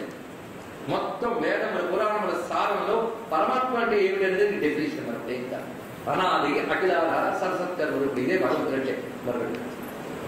అది నిజానికి సత్తు కాదు, అసత్తు కాదు. శివ ఏవ కేవల ఉపనిషత్తు. అది సత్తు కాదు, అసత్తు కాదు. కానీ సత్తు అసత్తు రెండు కర్మలు దాని వల్లనే కలుగుతున్నాయి. ఇది వేదాంత విచారానికి ముఖ్యమైన అంశం. అందుకే సదసత్తులకి రెండింటికి కర్మలు దాని వల్లనే కలుగుతున్నాయి. రెండింటిగానే వ్యక్తమవుతున్నది. నామరూపాత్మకమైన జగత్తంతా కూడా సత్. దానికి మూలమైన మూల ప్రకృతి ఏదో అంటే ఇదంతా బీజ స్థితిలో ఉన్నప్పుడు దానికి అసత్ అంటున్నాం. ఇది సదసత్తు రెండు ఆ తల్లియే. అది సదసత్కర్మ రూపిణి. ఇంతవరకు మనకు అర్థమైంది. ఏమర్థమైంది? అది అర్థం కానిది అన్న విషయం అర్థమైంది. అవును కదా? ఇది అనాది అయిన తత్వము, అన్నిటికి ఆధారమైనది. ఈ కనబడే జగత్తంతా ఆ తల్లి, దీని మూలమైన శక్తి ఆ తల్లి అని అర్థమైంది. కానీ అది ఎలా ఉంటుంది ఏమైనా తెలిసిందే. మరి ఎలా దొరుకుతుంది ఆ తల్లి? ఇంతవరకు నేను చెప్పాను, ఒక రూపంలో దేనికి లేదు, అన్నిటికీ ఆధారం ఒప్పుకుంటాం. సదసత్కర్మలన్నీ ఆవిడవే. అది ఒప్పుకున్నాయి. కలిగేవి, కలుగుతున్నవి, కలగబోయేవి, వీటన్నిటినీ బీజ స్థితిలో దాచుకున్నది. అంతే కదండి. బీజంలో భూజం ఉంటుంది, విత్తనంలో చెట్టు ఉన్నట్టుగా ఈ ప్రపంచమంతా బీజ స్థితిలో ఉన్నప్పుడు ఆవిడే అక్కడ ఉంది. అదేవిధంగా వృక్ష రూపంలో ఉన్నప్పుడు ఆవిడ ఉన్నది. ఈ రెండే కర్మలు సృష్టిలో, బీజము భూజము. అంటే కారణము కార్యము ఉంటుంది. మీకు అర్థమవుతుంది. ఇంకా సదసత్ అన్నప్పుడు సత్ అంటే కార్యం, అసత్ అంటే కారణం. కారణం కార్యం ఇదే కదా. జగత్తంతా కార్యకారణాత్మకమైన జగత్తంతా ఆవిడే. ఈ రెండింటిగానే ఈ రెండే నీకు పరిచయాలు, కార్యకారణాలే నీకు పరిచయాలు. ఈ కార్యకారణ రూపంతో వ్యక్తమవుతున్న మహాకారణం ఆవిడ. మరి ఆవిడని ఎలా చూడాలి? నాయమాత్మా ప్రవచనేన లభ్య. ఆ తల్లి ఎలా కనిపిస్తుందంటే తర్వాత వాక్యం చెప్తున్నాడండి అద్భుతంగా. ఇక్కడ ముందు తత్వ ప్రతిపాదన చేశాడు. సాధన ఎలా ఉండాలో చెప్పాడు. ఏం కావాలి? ధ్యానైక దృశ్య. గొప్ప మాట చెప్పాడు. ధ్యాన ఏక దృశ్య. కేవలము ధ్యానమునకు మాత్రమే కనబడునది అన్నారు. ఇక్కడ కనబడటం అంటే ఇక్కడ అసలు కళ్ళ ముందుకు రావడం కాదు, అనుభవానికి రావడం. కనబడటం అంటే అనుభవం. రుచి చూసావా అని అడుగుతారు ఎవడైనా. రుచి కనబడుతుందో వచ్చి చూడటం అంటే అనుభవించడం అర్థం. ఇక్కడ ఇంతవరకు చెప్పాను. రాడా సత్కర్మ రూపుడైనటువంటి ఆ పరాశక్తి యొక్క తత్వము ధ్యానమునకు మాత్రమే లభిస్తుంది, ఇంకొక మార్గం లేదు. తే ధ్యాన యోగానుగత పశ్యన్ అని మరి శ్వేతాశ్వత పురుషత్ వాక్యం ఉంది కదా. ధ్యాన యోగంలోనే దర్శించే ఋషులు కూడా వాళ్ళు ముందు ప్రశ్న వేసుకున్నారు. ఏమని? మనం ఎవరు? ఈ జగత్తేమిటి? మనం ఎప్పుడైనా ప్రశ్నించుకున్నావా? ఏ బాధ లేదు, ప్రశ్న లేదు. పుట్టాం, పెరిగాం. మన చుట్టూ ఉన్న ప్రపంచంలో ప్రతివాడు పెళ్లి చేసుకున్నాడు, పిల్లలు కన్నాడు, వాళ్ళని పెట్టాడు, తర్వాత బుద్ధులు అయ్యాడు, కాసేపు పెట్టాడు, పోయాడు. మనం అదే పని చేద్దాం. అచీవ్మెంట్ అంటే అంతే, ఇంకేముంది? ఎందుకు తప్ప మరొకటి ఏమి జీవితంలో ప్రయోజనం లేనప్పుడు వెళ్ళిపోతున్న వాళ్ళకి ప్రశ్నలు ఎక్కడ? వాళ్ళు వేసుకున్నారు. ఎక్కడి నుంచి జగత్తు కలిగింది? కుతో జాత అడిగి జీవామక్కేనవా వయం. దేనివల్ల మనం అందరం వెళుతున్నాం? మీరంతా దేనివల్ల ప్రశ్నించుకున్నారు. ప్రశ్న రావాలి, సమాధానం ఎలా వచ్చిందిట? పుస్తకాలు తగ్గిస్తే రాలేదు, చర్చలు చేస్తే రాలేదుట. అంతా చేసేట అంటే ధ్యాన యోగానుగత పశ్యన్నది తర్వాత సమాధానం చెప్పారు. ధ్యాన యోగంలో కూడా పట్టుకున్నట్ట. ధ్యాన యోగం అంటే బుద్ధిని ఏకాగ్రం చేసి వాళ్ళు తెలుసుకున్నారు. అంతర్ముఖం చేసి ఏకాగ్రం చేసి తెలుసుకున్నారు. అలా అంతర్ముఖమై ఏకాగ్రమైనటువంటి బుద్ధికి మాత్రమే అనుభవానికి వస్తుంది. అందుకే అంతర్ముఖ సమారాధ్య బహిర్ముఖ సుదుర్లభ. ఆ తల్లి బహిర్ముఖులకు సుదుర్లభ అక్కడ చెప్పేశాడంటే బహిర్ముఖులకు దొరకదు. దొరకడం మహా కష్టం, మామూలు కష్టంగా. సుదుర్లభ. దుర్లభం అంటేనే కష్టం, సుదుర్లభ అంటే మహా కష్టం. చెప్తే అంత కష్టమైన చెప్పుకోవడం ఎందుకంటే అనిపిస్తుంది కదా. అని అది తెలుసుకోవడం జీవితానికి అసలు పరమాత్మ పుట్టిందే అందుకోసంట, ఈ శరీరం లభించిందే అందుకోసంట. దానికి కష్టపడ్డానికి దగ్గర సామర్థ్యం ఇచ్చేట భగవంతుడు. కష్టపడట్లేదు, ఏం చేస్తాం?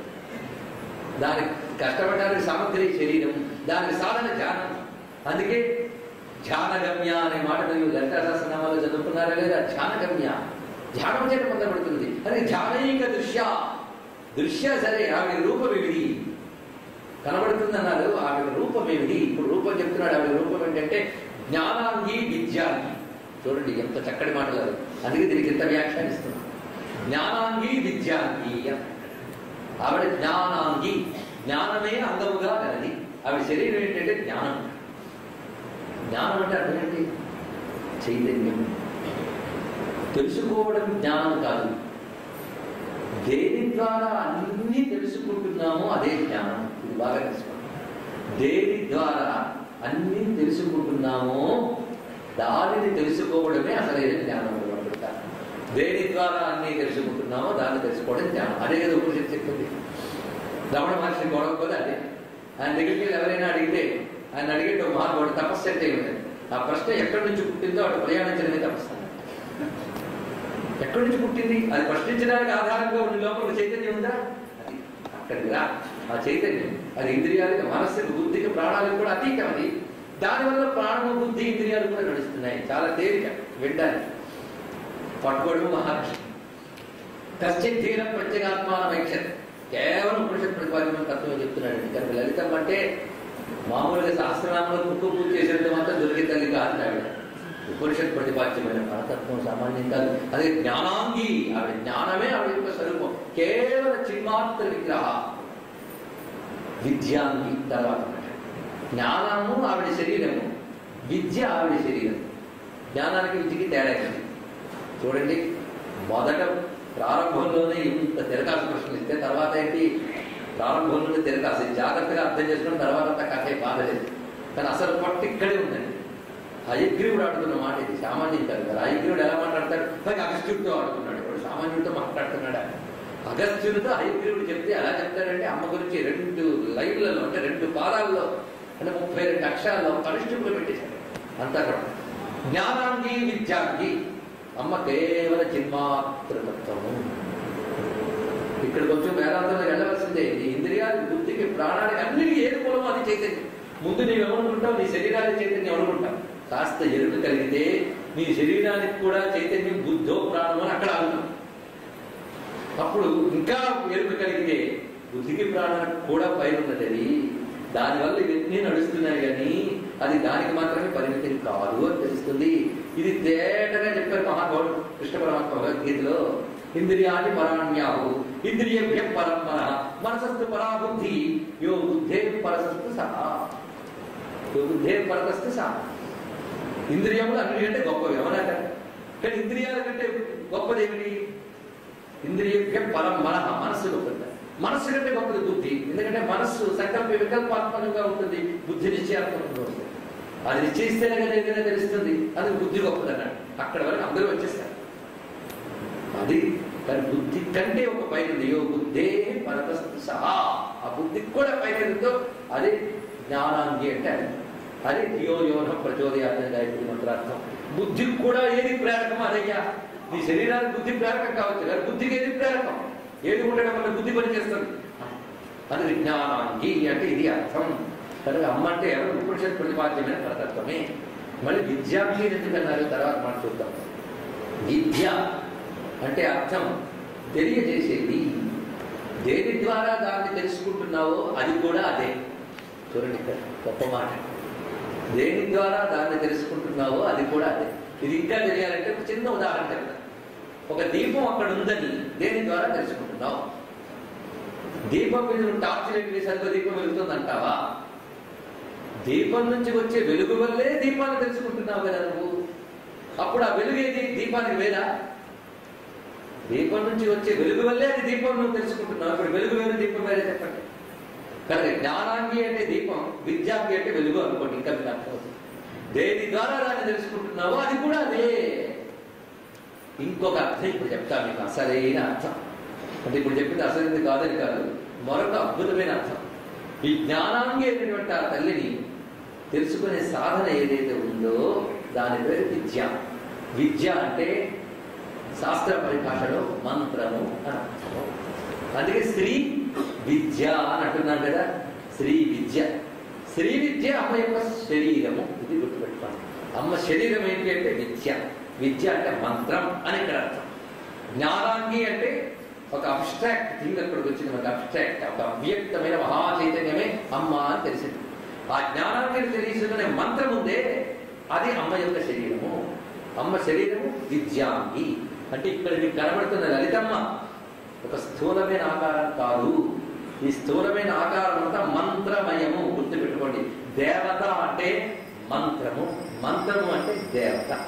ఒక మంత్రం ఉంటే ఒక దేవత ఉంటుంది, ఒక దేవత ఉంటే మంత్రం ఉంటుంది. ఆ మంత్రంలో ఏముందో దేవతలో అదే ఉంటుంది. అందుకు అమ్మది విద్యాంగి అనే మాట లలితా శాస్త్రంలో ఉంది. ఎక్కడ? శ్రీమద్వాగ్భవకూటైక స్వరూపం కపంకజ కంఠాల కటిపర్యంత మధ్యకూట స్వరూపిణి శక్తికూటైకతాపన్న కట్యలో భాగధారిణి మూలమంత్రాత్మిక మూలకూటత్రయ కలిగేవర. ఇది వరకు ఒక సెట్ ఆ నామాలు. అమ్మవారి శరీరం మంత్రమయం. అమ్మవారి మంత్రం అంటే పంచదశ. అదంటే ఏమిటంటే మీరు అడగకూడదు, నేను చెప్పకూడదు. గురువు ద్వారా తెలుసుకోవాల్సిన మంత్రం. ఆ పంచదశకి 3 కూటములు ఉంటాయి, అంటే 3 భాగాలు ఉంటాయి. వాగ్భవ కూటం, కామరాజ కూటం, శక్తి కూటం, 3 భాగములు. ఈ 3 భాగాలు ఎలాంటి అంటే చైన్ లాగా ఒకదానితో లింక్ ఉంది. అంతేకాదు విడిపోయినవి కావు. 3 ఒక చెరుకులో కడుపు ఎలా ఉంటుందో అలాగే 3 ఒకదానితో లింక్ ఉన్నవి తప్ప విడిపోయినవి కావు. అలాగా ఆ 3 భాగం, ఆ 3 భాగాలు అమ్మ శరీరం. చూడండి, మొట్టమొదటి భాగమైన వాగ్భవ కూట ఎక్కడున్నది అంటే శ్రీమద్వాగ్భవ కూటైక స్వరూపంకమంతజ. ఆ వాగ్భవ కూటం అమ్మవారి ముఖపద్మం. అమ్మ ముఖమంతా వాగ్భవ కూటం. కంఠాల కటి పర్యంత మధ్యకూట స్వరూపిణి. కంఠం నుంచి కటి వరకు మంత్రంలో 2వ భాగం. తర్వాత ఆ క్రింద నుంచి భాగం శక్తికూటము అని చెప్పబడుతుంది. కంఠాలక్కడి పరింత మధ్యకూట స్వరూపుడి శక్తికూటైక తాపన్న కక్షలో భాగం. ఈ మధ్యకూటానికే కామరాజకూటము అని వాగ్భవ కూటము, కామరాజకూటము, శక్తికూటము, ఈ మూడు కలిపితే అమ్మ మంత్రం, దాని మూల మంత్రం కనుక మూల మంత్రాత్మిక మూల కూటత్రయ కళేబర. ఆ మూల కూటములో ఉన్న మూడే అమ్మవారి యొక్క కళేబరం అంటే బాడీ. అమ్మ శరీరం అంటే అర్థం ఏంటి? మంత్రమే అమ్మ శరీరం. ఇప్పుడు అర్థమైంది కదా. ఇది తెలిసినప్పుడు అమ్మ మంత్రం అంటే అమ్మ శరీరం అనే స్పృహతో జపం చేయాలి. అంతేగాని మంత్రం అంటే అక్షరాలను కావు. మంత్రం అంటే దేవత యొక్క శబ్ద రూపము. ఈ స్పృహ మనకు ఉన్నప్పుడు మంత్రం చేస్తున్నప్పుడు అమ్మని మనం శబ్ద రూపంలో స్పర్శ చేస్తున్నామని కారణం. అందుకు విద్యాంగి అంటే అర్థం ఏమిటి అంటే మంత్ర స్వరూపిణి, శ్రీ విద్యా మహామంత్ర స్వరూపిణి. ఆ జ్ఞానం లభించడానికి పరమేశ్వరుడి దయతో అనుగ్రహించిన విద్యే పంచదశి మంత్రం. అందుకు ఇక్కడ ఏమన్నాడు? ధ్యానైక దృశ్య జ్ఞానాంగి విద్యాంగి. అమ్మ మంత్రాన్ని మనం జపం చేయాలి. అయితే మా మంత్రం ఉపదేశం లేదండి అనుకోవద్దు. శ్రీమాత్రేణ మహా, అదే మహామంత్రం. పైగా ఇంకోటి తెలియాలి, అమ్మ రూపం చూస్తూ ఇది విగ్రహం స్థూలాకృతి కాదు, ఇది మంత్రమేమో అని తెలుసుకోవాలి. దేవతాకృతిలో అందరూ అమ్మ ఆకృతిలో 4 రకాల సౌందర్యాలు గుర్తుపెట్టుకోవడం. అమ్మ స్వరూపం 4. మొట్టమొదటి స్థూలం. ఈ స్థూల స్వరూపం అతి సామాన్యుడికి కూడా అర్థం. సూక్ష్మం చెప్తే నిద్ర వస్తుంది, తూరుతాయి కళ్ళు. ఎందుకంటే సూక్ష్మం అందుకోవడానికి బుద్ధికి కుంకుమ పూజతో లాభం లేదు, ఏకాగ్రత కావాలి. స్థూలానికి విగ్రహం ఉంటే చాలు అడిగవచ్చు. కానీ స్థూలం అంటే ఒక లేమానికి కూడా అర్థమయ్యేది. లలిత అనగానే అందరికీ చెరకులు పట్టుకుని తెలియచ్చు. ఇది స్థూలం, ఇది అమ్మ రూపం. ఈ స్థూల సౌందర్యం వర్ణించేటప్పుడు ప్రతి వాడికి చాలా ఆసక్తికరంగా ఉంటుంది. లలితా శాస్త్రంలో స్థూల రూప వర్ణన ఎక్కడెక్కడ కనిపిస్తుంది? చంపకాశోక సౌగంధిక సత్కథ దగ్గర నుంచి, చంపకాశోక పున్నాక సౌగంధిక సత్కథ నుంచి పరధ్వజ ప్రభాజాల పరాకృత సరోరుహ శింజాళమణ మంజీర పండిత శ్రీ పరాముజ మరాళీ మందగమన మహారావణ్య సేవతికి సర్వారుణ అనవద్యాంగి సర్వాభరణ భూషిత. ఇదంతా అమ్మ యొక్క స్థూల రూపం. అది వర్ణిస్తుంటే పరమానందంగా ఉంటుంది. ఇది స్థూలమే. సూక్ష్మరూపం చెప్తాడు. సూక్ష్మరూపం మంత్రం. సూక్ష్మరూపం మంత్రం. అది లలితాశాస్త్రం చెప్పింది. శ్రీమద్వాగ్భూతి సూక్ష్మతర రూపం. సూక్ష్మతర రూపం ఏమిటంటే నువ్వు మంత్రం చెప్తున్నావు అంటే నీ శ్వాసలోంచి అది సంచరిస్తూ వెళుతుంది. కానీ మంత్రం పలకడానికి ఆధారమైన శ్వాసను పరిశీలించు. అది సరిగ్గా నీ వెన్నులు విసదంతు తనీయసి తామరతుడులోని దారంత సన్నంగా ఉన్న సుషుమ్నాడిలో సంచరించే ప్రాణరూప చైతన్యం, అది కుండలిని అని చెప్పబడేది. అమ్మ యొక్క సూక్ష్మ తర రూపం ఏమిటంటే కుండలిని. అందుకే తర్వాత నామాలు చూడండి, మహాశక్తి కుండలిని విసదంతు తనీయసి. అది అమ్మ యొక్క సూక్ష్మ తర రూపం. ఈ 3 రూపాలే. ఇది కాక సూక్ష్మ తమ రూపం ఉంది. అది మాత్రం ఉందే అర్థం కావడం మహా కష్టం. అది చెప్పేసింది లలితాశాస్త్రం. ఎక్కడి నుంచి అంటే నిర్లేప నిర్మల నిత్య నిరాకార నిరాకుల నిర్గుణ నిష్కళ సంత. మీరు చదవండి. అక్కడ ఎక్కడైనా అమ్మ రూపం కనిపించిందా చూడండి. పైగా నిరాకార అని స్పష్టంగా చెప్పాడు. ముందేమో ఆకారాన్ని వర్ణించాడు, చివరికి నిరాకారాన్ని. ఏంటంటే అది అమ్మ యొక్క పరమార్థ స్వరూపం అంటారు. దాన్ని మొట్టమొదటిది ఆకార స్వరూపం, స్థూల రూపం. 2వది మంత్ర రూపం. 3వది కొండల రూపం. 4వది పరమార్థ రూపం. ఇదే స్థూల సూక్ష్మ సూక్ష్మతర సూక్ష్మతమ. ఈ సూక్ష్మతమ అనే దానిని జ్ఞానాంగి అన్నారు. మిగిలిన వాటన్నింటినీ విద్యాంగి అన్నాడు. అది ఇక్కడ విషయం. జ్ఞానాంగి విద్యాంగి.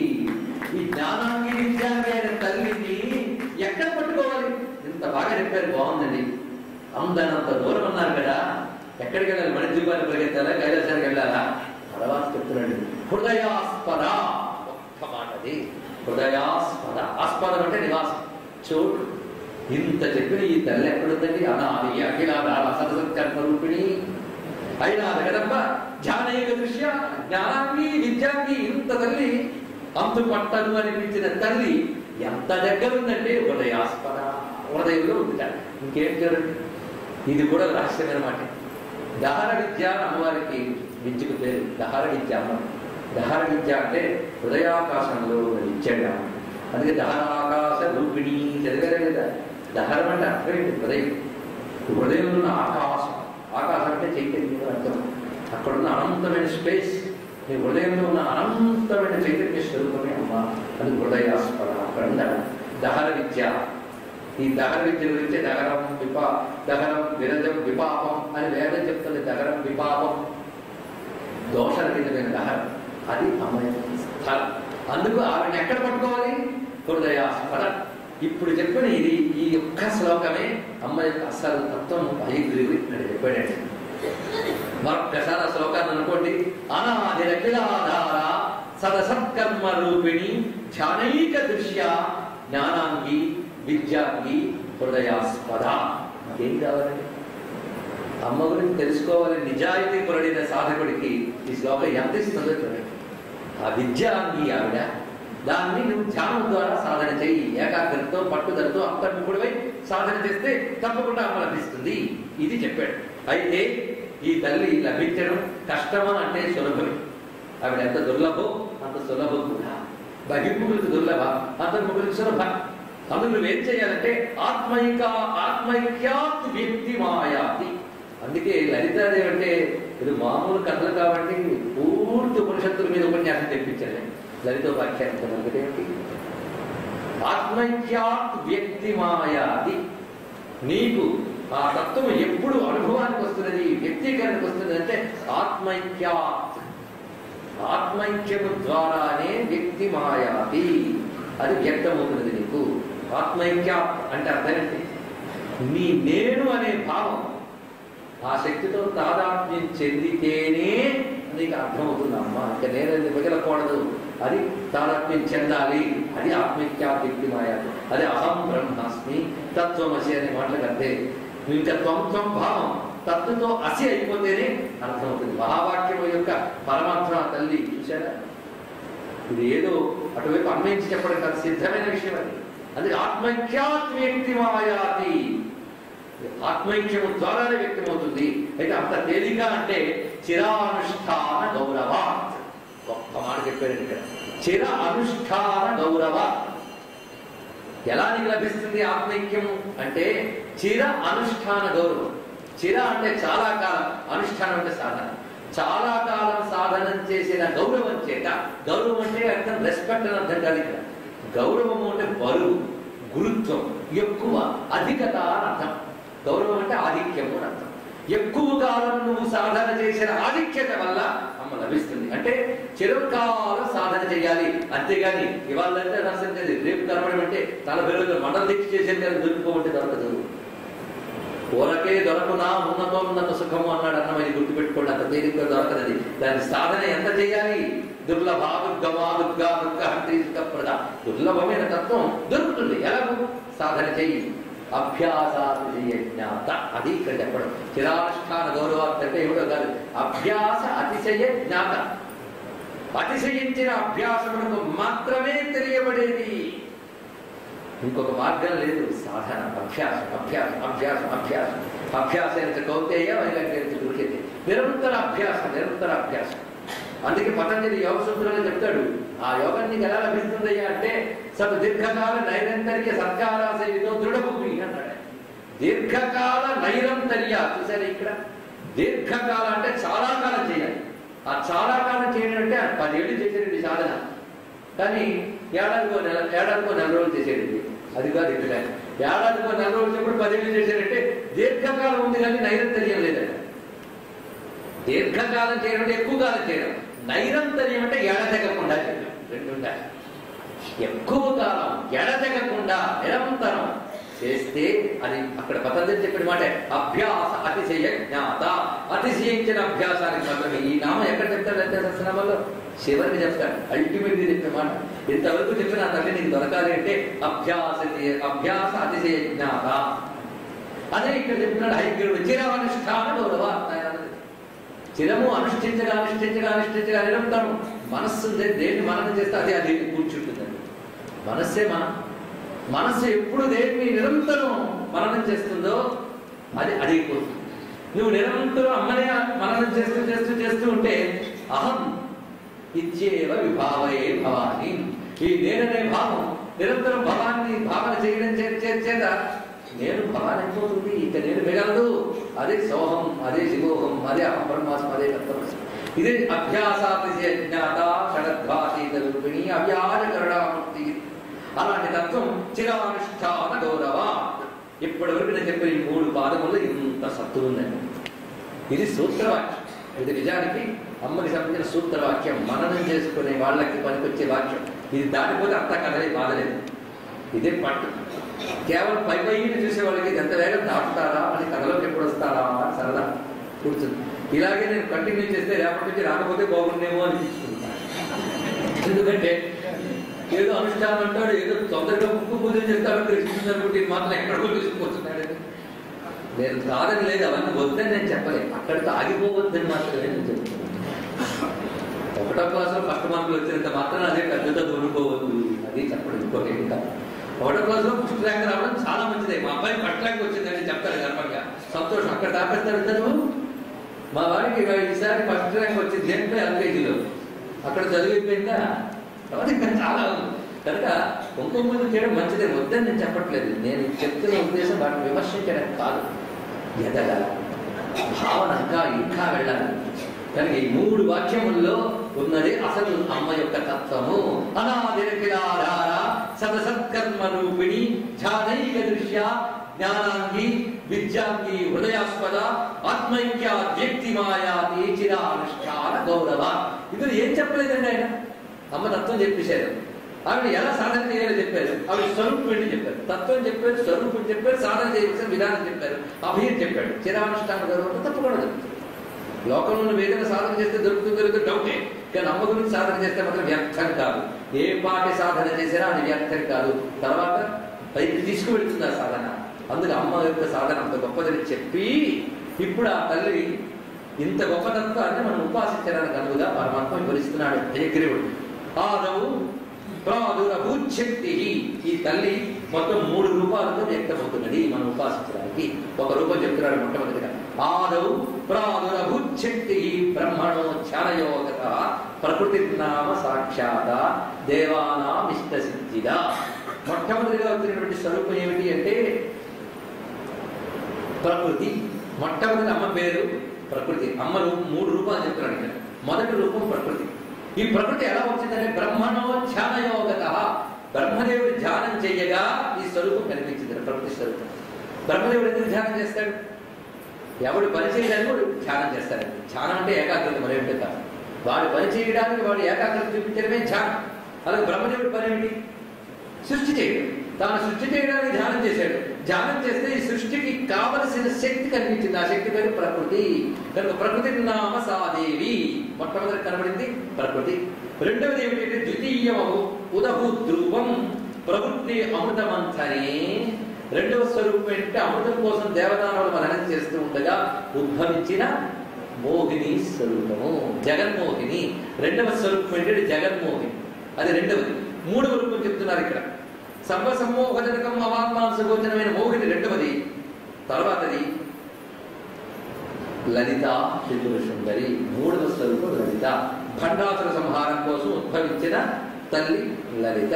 ఇప్పుడు ఏ సబ్జెక్టు మీకు అర్థమైపోయింది. మొదటి 2 కాదు, 3వ దాని గురించి నేను చెప్పబోతున్నాను, అదే లలితోపాఖ్యానం. కానీ మొదటి 2 కూడా నేను మొదటి చూద్దాం. మొదటి రూపం ప్రకృతి. ఏంటి చెప్పారు ఇప్పుడు మీకు? 3 ప్రకృతి, జగన్మోహిని, లలిత. ఇవి అమ్మవారి యొక్క 3 రూపాలు.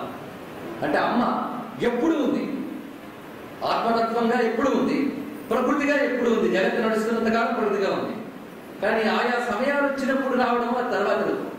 ప్రకృతిగా ఉన్నది అని ప్రకృతి అని ఒక్కటి చెప్పేసాడు, కానీ అందరూ గోల్డ్ ఉన్నాయండి. మనకు ఎక్కువ నెంబర్ అయితే గుర్తుపెట్టుకోవడం కష్టమని అంతా కలిపి ఒక మాట అన్నాడు, ప్రకృతి మొదటిది అన్నాడు. ఇది మీకు అర్థం కావాలంటే సుమారు నేను 2 ఏళ్ల క్రితం చెప్పినట్టున్నాను దేవి వైపు. అప్పుడు చెప్పాను ప్రకృతి అనే దాని గురించి, అంటే దాని కంటిన్యూషన్. అప్పుడు ప్రకృతి గురించి చెప్పారు. ప్రకృతి అన్నప్పుడు ఈ ప్రకృతి రూపంలో అమ్మవారు ఎలా ఉంటారంటే, ముందు ప్రధానంగా ప్రకృతిలో మొదటి 5 రూపాలు ఉంటాయి. ప్రకృతిలో చూడండి, మొదటి 5 రూపాలు అవేంటి? దుర్గా, లక్ష్మి, సరస్వతి, గాయత్రి, రాధ. దాని తర్వాత ఇవి అమ్మవారి పూర్ణ రూపాలు 5. తర్వాత ప్రధానాంశ రూపాలు ఏంటంటే గంగా, తులసి, మంగళచండి, మానసాదేవి. ఇవన్నీ కూడా ప్రధానాంశ రూపాలు. ఇంకా అంశాంశ రూపాలు చాలా ఉన్నాయి, శాంతి, పుష్టి, తుష్టి, ఇవన్నీ కళారూపాలు. గ్రామదేవతల వరకు చెప్పాడు. మొదటైన పంచశక్తుల తర్వాత గ్రామ దేవతల వరకు ఉన్నటువంటి ప్రకృతి రూపాలు చాలా చెప్పాడు. ఇవన్నీ కలిపితే ప్రకృతి ఒక్క. అర్థమైంది కదా?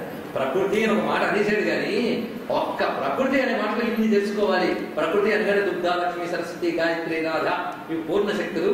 ఆ తర్వాత గంగాది సర్వశక్తులు ఇవన్నీ కలిసి ప్రకృతి. ఇది మొదటి రూపం అమ్మవారిది. ఎప్పుడు ఈ రూపంతో అమ్మ ఈ ప్రపంచాన్ని నడుపుతూనే ఉంటుంది ఎప్పుడు కూడా. రెండవ రూపం ఏమిటి? జగన్మోహని. ఇప్పుడు దాని గురించి వస్తున్నాం. మొదటి తెలిపేది కదా, మళ్ళీ వాటి వివరాలన్నీ చెప్పడం అవసరం లేదు. రెండవది ఏమిటి? జగన్మోహని. ఈ స్వరూపం చెప్తున్నాడు. జగన్మోహని స్వరూపం అమ్మవారి యొక్క రెండవ అవతారం. అవతారము అంటే ఇక్కడ అర్థం వ్యక్తీకరణ, వ్యక్తీకరింపబడినది. అంటే ఒకరు పుట్టి పెరిగింది అని కాదు ఇక్కడ అర్థం. అమ్మ యొక్క వ్యక్తీకరణ. అమ్మ రెండవసారి వ్యక్తీకరించే స్వరూపం పేరు జగన్మోహని. ఇది ఎలా జరిగిందో చెప్తున్నాడు. ఒకప్పుడు అమరపురాధీశ విజయశ్రీ సమృద్ధిమాన్ త్రైలోక్యం పాలయామాస సదైవాసట మానుషం. ఒకప్పుడు అమరాధీశ్వరుడిని ఇంద్రుడు చక్కగా పాలన చేస్తూ ఉన్న సమయంలో దూర్వాసుల వారు వెళుతూ ఉన్నారట. ఆ వెళుతూ ఉండగా తోమలోకి విద్యాధర కన్య కనబడింది ఆయన. దూర్వాసుడి విద్యాధర కాంత. ఆ విద్యాధర కన్య కనబడగానే ఆమె చేతిలో భక్తిగా ఒక పువ్వుల దండ పట్టుకుంది ఆమె. వీడు చూసి ఎక్కడి నుంచి వస్తున్నావు? నేను చూడగానే వాడు భక్తిగా నమస్కారం చేశాడు. వెంటనే ఆమె వినయంగా చెప్పింది, నేను ఇవాళ అమ్మవారి పూజకి వెళ్ళాను. అమ్మ నా మీద దయతలచి తన పాదంపై ఉన్న పూలమాలని నాకు ప్రసాదంగా ఇచ్చింది అని చెప్తుంది. వెంటనే అది నేను తీసుకుని వస్తున్నాను, చాలా ఆనందంగా ఉంది, మీరు కనబడ్డారు మహాభావులు, ఇందాక మీరు తీసుకోండి అని ఆ మాలని ఇచ్చింది. అప్పుడు ఆయన అన్నాడు, ఇది అంత అదృష్టవంతురాలి సుమా. ఎందుకంటే బ్రహ్మాదులకు కూడా ఏది లభించిందో నీకు లభించిందంటే అమ్మ నిన్ను అనుగ్రహించింది. చాలా అదృష్టవంతురాలి. అది నాకు నువ్వు ఇచ్చావంటే పుచ్చుకున్న ఫలితం తిరిగి నాకు ఇవ్వడం వల్ల ఇంకా నీకు ఫలితం. చాలా సంతోషాన్ని దీవించి ఆయన వస్తూ ఉంటే త్రోవలో ఇంద్రుడు ఎదురుపడ్డాడు. ఆ సమయంలో ఇంద్రుడు ఒక ఐరావత గజంపై కూర్చొని వస్తున్నాడు. చుట్టూ దేవతలు ఉన్నారు. ఆయన చూసి పాపం చాలా మంచి పనులు చేస్తున్నాడు ఈయన. ఎవడు? ఇంద్రుడు. ముల్లోకాన్ని జాగ్రత్తగా చూసుకుంటున్నాడు. అసుర శక్తులు వచ్చినప్పుడు యుద్ధం చేస్తున్నాడు. బాగుంది. ఇతనికి ఏదైనా ఇవ్వాలంటే ఏమి ఇవ్వాలి? ఇదిగో ఈ అమ్మవారి ప్రసాదాన్ని ఇస్తారని ఇచ్చాడు. ఏమిస్తారంటే ఋషులు మహాత్ములు కుంకుమ ఇస్తారు, విభూతి ఇస్తారు, పువ్వులు ఇస్తారు. అంతేగాని గోల్డ్ కాయిన్స్ మంచి పెడతారా ఏంటి వాళ్ళు? ఆయన వాళ్ళని ఇస్తారు. ఋషులు ఏమి ఇస్తారు? పాపం ప్రసాదం ఇచ్చాడు. ఇదిగో అమ్మవారి ప్రసాదం తీసుకొని ఆయన అని ఇచ్చాడు. ఇస్తే ఆయన ఏం చేశాడంటే ఒక పూరదండే కదా అనేసి ఏడు కుంభస్థలంలో పెట్టాడు. ప్రసాదంపై పదార్థ దృష్టి కూడదు. ప్రసాదంపై పదార్థ దృష్టి కూడదు. తీర్థం పుచ్చుకున్నా, ప్రసాదం పుచ్చుకున్నా ఏదో ఇచ్చారు పక్కన పెట్టేస్తే మహాపాపం. అది వస్తువు కాదు, దాని ద్వారా శక్తి వస్తుంది. పక్కన పెట్టకూడదు. అది అంతవరకు ఆ తల్లి దగ్గర ఉంది. అది నీకు ఇచ్చారంత శక్తి నీకు వచ్చింది అనుకరించి. కానీ దాన్ని ఎలా తీసుకోవాలి చెప్తాడు. తీర్థం తీసుకోండి అని పిలిస్తే అక్కడ ఉంచండి వస్తానంటే మహాపాపం. సృష్టిలో అదే పరమ లక్ష్యం అనుకున్నట్టుగా పరిగెత్తి పుచ్చుకోవాలి. తీర్థం కానీ ప్రసాదం కానీ పుచ్చుకొని భద్రపరుచుకుని జాగ్రత్త చేసుకోవాలి. ఇవన్నీ కూడా చెప్తారు. అందుకు పదార్థం అలా ఉంటుంది. కానీ పొగరుంది, అహంకారం, చుట్టూ సంపదలు ఉన్నాయి. వాడికి ఎక్కువ విలువ ఎక్కడ తెలుస్తుంది? వాడి కల్పవృక్ష కుసుమాలు చూసాడు, ఇవి చూశాడు. ఆఫ్టర్ ఆల్ పూలదండి ఎంత పైగా పసుపు గొప్ప కొంచెం అంటు కూడా ఉంది వాడికి. ఎప్పుడైతే పదార్థ దృష్టి వచ్చి ప్రసాద దృష్టి పోయిందో వెంటనే రోజు దౌర్భాగ్యుడా. అమ్మవారి ప్రసాదం నిర్లక్ష్యం చేసే కనుక ఏ ప్రసాదం వల్ల నీకు ఐశ్వర్యం వచ్చిందో ఐశ్వర్యం అంతా సముద్రం పాలవుతుంది పో అన్నాడు. అమ్మ ప్రసాదం వల్లే అనుగ్రహం వచ్చి ఐశ్వర్యం వచ్చింది. ఇప్పుడు ఆ ప్రసాదాన్ని నిర్లక్ష్యం చేసేది ఎప్పుడో నీ ఐశ్వర్యం సముద్రం పాలకపోతుంది పో. ఇప్పుడు సముద్రం పాలైపోవడానికి కారణం ఏమిటి? దూర్వాసుల శాపమా? తప్పు. ఇంద్రుడు తీసుకున్న పాపం. అంతేగాని దూర్వాసుల శాపం కాదు. వెంటనే దూర్వాసులు అంతటి వాడిని శపించేస్తాడు, ఎవరు పెడితే వాడిని పొరపాటు మనం అనుకోవద్దు. శాపం గురించి కొంచెం అర్థం చేసుకోవాలి. కోపంతో శపించేసేటటువంటి ఋషి కాదు నిజాన్ని. వాళ్ళది శాపాలు, మనమైతే శాపాలు అంటారు. తిట్లు, శాపానికి తిట్లకి చాలా తేడా ఉంది. మహాత్ముల శాపం అంటే ఒక అనుగ్రహం. ఇది బాగా గుర్తుపెట్టుకోండి. ఇంద్రుడంతటి వాడు తప్పు చేస్తే వెంటనే కవర్ చేయాలి, రెక్టిఫై చేయాలి, తీసేయాలి, బాగు చేయాలి వాడిని. లేకపోతే ప్రపంచానికి ప్రమాదం. ముల్లోకాన్ని పాలించే ఇంద్రుడు తప్పు చేయడు. ఎప్పుడైనా చేస్తే వెంటనే బాగు చేయాలి. అదే రాక్షసులు అనుకోండి, పాడ్డాలి, వీళ్ళకి వెంటనే బాగు చేయాలి. అయితే నిజంగా అమ్మ ప్రసాదం నిర్లక్ష్యం చేస్తే దుర్గతి తప్పదు. కానీ నేను మాట అన్నాడు కదా, దానివల్ల ఎప్పుడో రావాల్సింది ఇప్పుడు వస్తుంది, వెంటనే కర్మక్షయం జరుగుతుంది. 2 ఈ పాపం వల్ల ఇది నాకు తగిలింది అనేటటువంటి పశ్చాత్తాపం ఉంటుంది, అది కూడా జరుగుతుంది. ఈ 2 కారణాల చేత శాపం ఒక వరము, ఒక అనుగ్రహము. ఊరికి ఎవడు వెళ్ళి శాపాలు ఎప్పుడు చేసుకున్న దానికి వస్తుంది ఇది. కానీ ఎప్పుడో రావాల్సిన ప్రారంభాన్ని వెంటనే ఇచ్చేయడానికి పనికొచ్చేది శాపం. అందుకు మహానుభావుడు ఈ మాట అనగానే అప్పుడు దిగాడండి ఆయన. ఏనుగు నుంచి దిగి పాదాల మీద పడి నన్ను క్షమించమని అడిగాడు. నా తీరిక లేదు, మీ గురుగారికి వెళ్ళాడు అన్నట్టు. చూసారా, ఎవడు చెప్పించినా రక్షించగలిగేవాడు గురువు. పెట్టుకోండి, ఆయన ఉన్నాడు, గురువు ఉన్నాడు. పాపం నేను ఏది తప్పు చేసినా ఆయన పాదం మీద పడితే చాలు.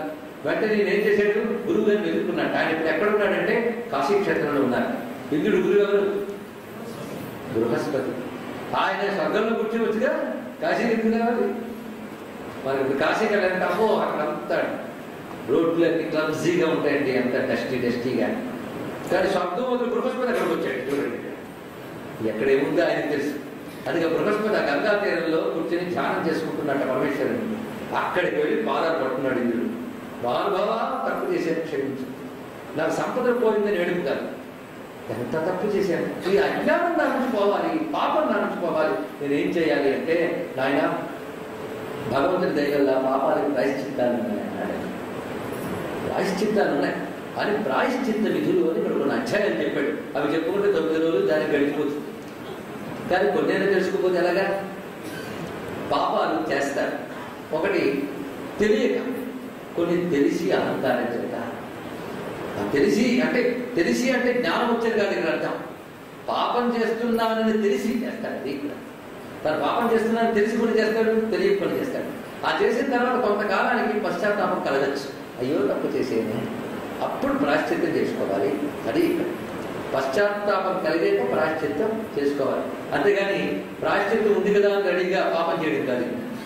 ఈ పాపం చేసిన తర్వాత ప్రాయశ్చిత్తం చేద్దామని కాదు. పాపం చేసేదని పశ్చాత్తాపం కలిగితే ప్రాయశ్చిత్తానికి అర్హత వస్తుంది. అది ఇక్కడ చెప్తారు గొప్ప విషయం. ప్రాయశ్చిత్తానికి అర్హత పశ్చాత్తాపం, అంతేగాని పశ్చాత్తాపం ప్రాయశ్చిత్తం కాదు. ప్రాయశ్చిత్తానికి అర్హత పశ్చాత్తాపం. అందువల్ల నేనేం చేశాడంటే ఆ పశ్చాత్తాపంతో ప్రాయశ్చిత్త విధులు ఉంటాయనైనా చెప్తున్నాను విను అంటాడు. ఇక్కడ ఈ నెపంతో వ్యాసుడు మన బోర్డు చెప్తాడు. ఆయన పాపాలు చాలా ఉన్నాయి, కొన్ని మహాదోషాలు, కొన్ని దోషాలు, 2 ఉంటాయి. పంచమహాపాతకాలు అంటారు, అవి చాలా ఘోరం సుమా, వాటి నుంచి బయటపడడం మహా కష్టం. హనన స్థేయ హింసాశ్చ పానమన్యాంగనారతి కర్మ పంచవిధ ప్రాహు దుష్కృతం ధరణీతలే. ఇతరులను హత్య చేయడం, అదేవిధంగా అక్రమార్జన చేయడం, హింస చేయడం. హత్య వేరు, హింస వేరు. మళ్ళీ 2 వేరుగా చెప్పారు అంటే, మనస్సుతో, మాటతో, చేతతో ఎవరినైనా బాధ పెడితే అది హింస. అందులో హింస చేయడం, అక్రమార్జన చేయడం, హత్య చేయడం, పానం అంటే మద్యపానం, అన్యాంగనాలని పరస్త్రీపై ఆసక్తి, ఇవి మహాపాతకాలు సుమా. వీటి నుంచి బయటపడడం మహా కష్టం. అయితే ధర్మం స్థూలంగా ఒకటి కనబడినా సూక్ష్మంగా కలుగుతుంటాయి. అది ధర్మరక్షణ కోసం ఒక పాలకుడు హత్య చేస్తాడు, అంటే యుద్ధం చేస్తాడు, అప్పుడు అది దోషం కాదు. అది చెప్తాడు ఇక్కడ. చూడండి, ఇక్కడ డీటెయిల్స్ అన్ని మొదలు పెడుతున్నాడు. ఒకటి పాపం అని చెప్పేసిన సందర్భం బట్టి ఉంటుంది. హత్య మహాపాపం అంటే సోల్జర్స్ చేస్తున్నది ఏంటి, సైనికులు, అప్పుడు వారికి దోషం రాదు. అర్జునుడి తాపనే చేయమని చెప్పాడు కదా కృష్ణ పరమాత్మ. కనుక ధర్మరక్షణ కోసం నియుక్తుడైనటువంటి వాడు రక్షణ కోసం చేసేది హత్య అనిపించుకోదు. అలాగే ఒక యతికి ఒక ధర్మం ఉంటుంది, గృహస్థుకు ఒక ధర్మం ఉంటుంది. గృహస్థుల్లో మళ్ళీ తపో జీవనం చేసుకునే వాళ్ళకి ఒక ధర్మం, వృత్తి జీవనాలు, రకరకాల వృత్తుల్లో రకరకాల జీవన విధానాలు ఉంటాయి. కనుక అందరికీ ఒకటే ధర్మం అనడానికి లేదు నాయన. ధర్మం అక్కడ వచ్చింది. ధర్మం అనేది రిలేటివ్, సాపేక్షం. వాడి వృత్తి, వాడి జీవన విధానం. వృత్తి జీవన విధానాలు అంటే వర్ణాశ్రమాలు మళ్ళీ వచ్చాయి. బ్రహ్మచారికి ఉండేటువంటి నియమాలు వేరు, గృహస్థుకు నియమాలు వేరు. బ్రహ్మచారికి గృహస్థు కంటే కఠిన నియమాలు ఉన్నాయి, అలాగే యతికి కఠిన నియమాలు ఉన్నాయి. గృహస్థుకి కఠిన నియమాలు లేవు, వాడి నియమాలు వాడికి ఉన్నాయి. వాడు అతిథి సేవ ఇత్యాలు ఉన్నాయి కనుక యతులకి వాళ్ళకి ఉన్న నియమాలు వాడికి లేవు. అందుకు గృహస్థు తన ఇంటి కోసం, ఇంటిని కాపాడుకోవడం కోసం కొన్ని హత్యలు చేస్తాడు. ఏమిటని? ఒక ఎలకని చెప్పడము, ఒక బొద్దింకని చెప్పడము, ఇవి చేస్తాడు. అలాంటి దోషం కనిపించుకోవాలి అన్నాడు. హత్యలు కాబట్టి అది యతీశ్వరుడు అయితే అవి కూడా చేయగలరు. చూడండి, చీమను కూడా చెప్పలేదు. అలాగని మనకి పర్వాలేదు కదా గృహస్థులు కలిపి ఎలగరంతా చంపుదామని కూర్చోవడం కాదు, బొద్దింకలు చెప్పడానికి హిట్లు పెట్టుకోమని కాదు ఇక్కడ అర్థం. అలా అసలు ముట్టకుండా ఉండేటట్టు ముందు చూసుకోవాలి. ఇల్లంతా అవి తయారవడానికి తగ్గ వాతావరణం ఏర్పాటు చేసుకుని ఆ తర్వాత తయారైన తర్వాత చంపడం ఎందుకండి? అసలు ముందే శుభ్రంగా ఉంచుకుంటే బాధ లేదు కదా. కనుక నీ మానవ ఎన్ని జాగ్రత్తలు తీసుకున్నా గృహరక్షణ కోసం చేయడం దోషం కాదు. ఎప్పుడు దోషం కాదు? ఇది కూడా చూడండి, కూరలు తరిగితే పాపం, బియ్యం తిప్పితే పాపం, ఉడకవేస్తే పాపం, స్నానం చేస్తే పాపం, ఇవన్నీ పాపాలు. ఇల్లు తుడిస్తే పాపం. అయితే అవన్నీ చేయడం మానేస్తే మన గృహస్థి ఇవన్నీ చేయాలి. అయితే ఈ పాపములు అనివార్య పాపాలు. ఈ పాపాలు పోవడానికి విధానం ఏంటంటే, ఏ ఇంట్లో నిత్యం దీపారాధన నైవేద్యాలు జరుగుతుందో, ఏ ఇంట్లో అతిథి పూజ చేస్తారో ఆ ఇంట్లో ఇలాంటి పాపాలకి ఫలితాలు ఉండవు, పోతాయి, బాగలేదు. అది ఇక్కడ చెప్తున్నాను. ఇవన్నీ వివరిస్తాడు ఇక్కడ. నేను మీకు అంతా కలిపి మన శ్లోకాలు చెప్పకుండా ముఖ్యమైన అంశాలు చెప్పుకుంటూ వెళుతూ ఉన్నాను. దాని తర్వాత అక్రమార్జన కూడదు, దొంగతనం కూడదని అక్కడ. దొంగతనం అంటే జేబులు కత్తిరించడమో, పిల్లల మీద పడి బంది పుడతనం చేయడమో కాదు. అక్రమార్జనే దొంగతనం. శ్రమ లేకుండా, ధర్మము లేకుండా సంపాదించినంతా దొంగతనమే. 10 మందికి పెట్టకుండా, ఇవ్వవలసిన వాళ్ళకి ఇవ్వకుండా తినేదంతా దొంగతనమే. అలాగే దొంగతనం అంటే ఇది. కానీ అక్రమార్జన అది ఉండకూడదు. అందుకే అస్తే చాలా ముఖ్యమండి. నీది కాని సొమ్ము నీ దగ్గర మహాపాతకం. అది కొంతమంది చాలా కూడా వేస్తారు, వాడిని కొట్టి వీటిని కొట్టి వీటిని కొట్టి. ఆ తర్వాత ఆ గాదిరి కింద ఎలాగలే తర్వాత తిరుగుతూ ఉంటారు గర్వచ్చిన వల్ల. తప్పదు, ఆ సొమ్ముల కోసం తిరిగేటప్పుడు అయిపోతుంది. కానీ ఘోరం, అక్రమార్జన మహాపాపం. ఇవన్నీ చెప్తాడు. అక్కడ మాత్రం కథ చెప్తాడు. ఒకడు ఉండేవాడు కిరాతకుడు. అతను అడవిలోకి వెళ్ళేటప్పుడు అక్కడ వజ్రుడు అనే ఒక దొంగ తాను సంపాదించిన సొమ్మంతా గొయ్యి తవ్వి పాతిపెట్టాడు. పాతిపెట్టి మళ్ళీ పాతిపెట్టి వెళ్ళిపోతే తాను పోల్చుకోవడం కష్టం. అందుకే దాని మీద రాయిని గుర్తుగా పెట్టుకోవాలని రాయిని తేవడానికి వెళ్ళాక ఇదంతా కిరాతకుడు గమనించాడు. ఆ రాయి తెచ్చే లోపల వీడు తవ్వి అందరూ కొంత మాత్రం, కొంచెం మంచిగా వీడు కొంత మాత్రం తీసుకుని మళ్ళీ పాతిపెట్టి సరిపెట్టాడు. వాడు రాయి పెట్టాడు. ఆ రాయి పెట్టడానికి కిరాతకుడి పనికి వచ్చింది. వాడు ప్రతిసారి ఆ వజ్రుడు తన దొంగిలించిన సొమ్మంతా అందులో పెట్టాడు.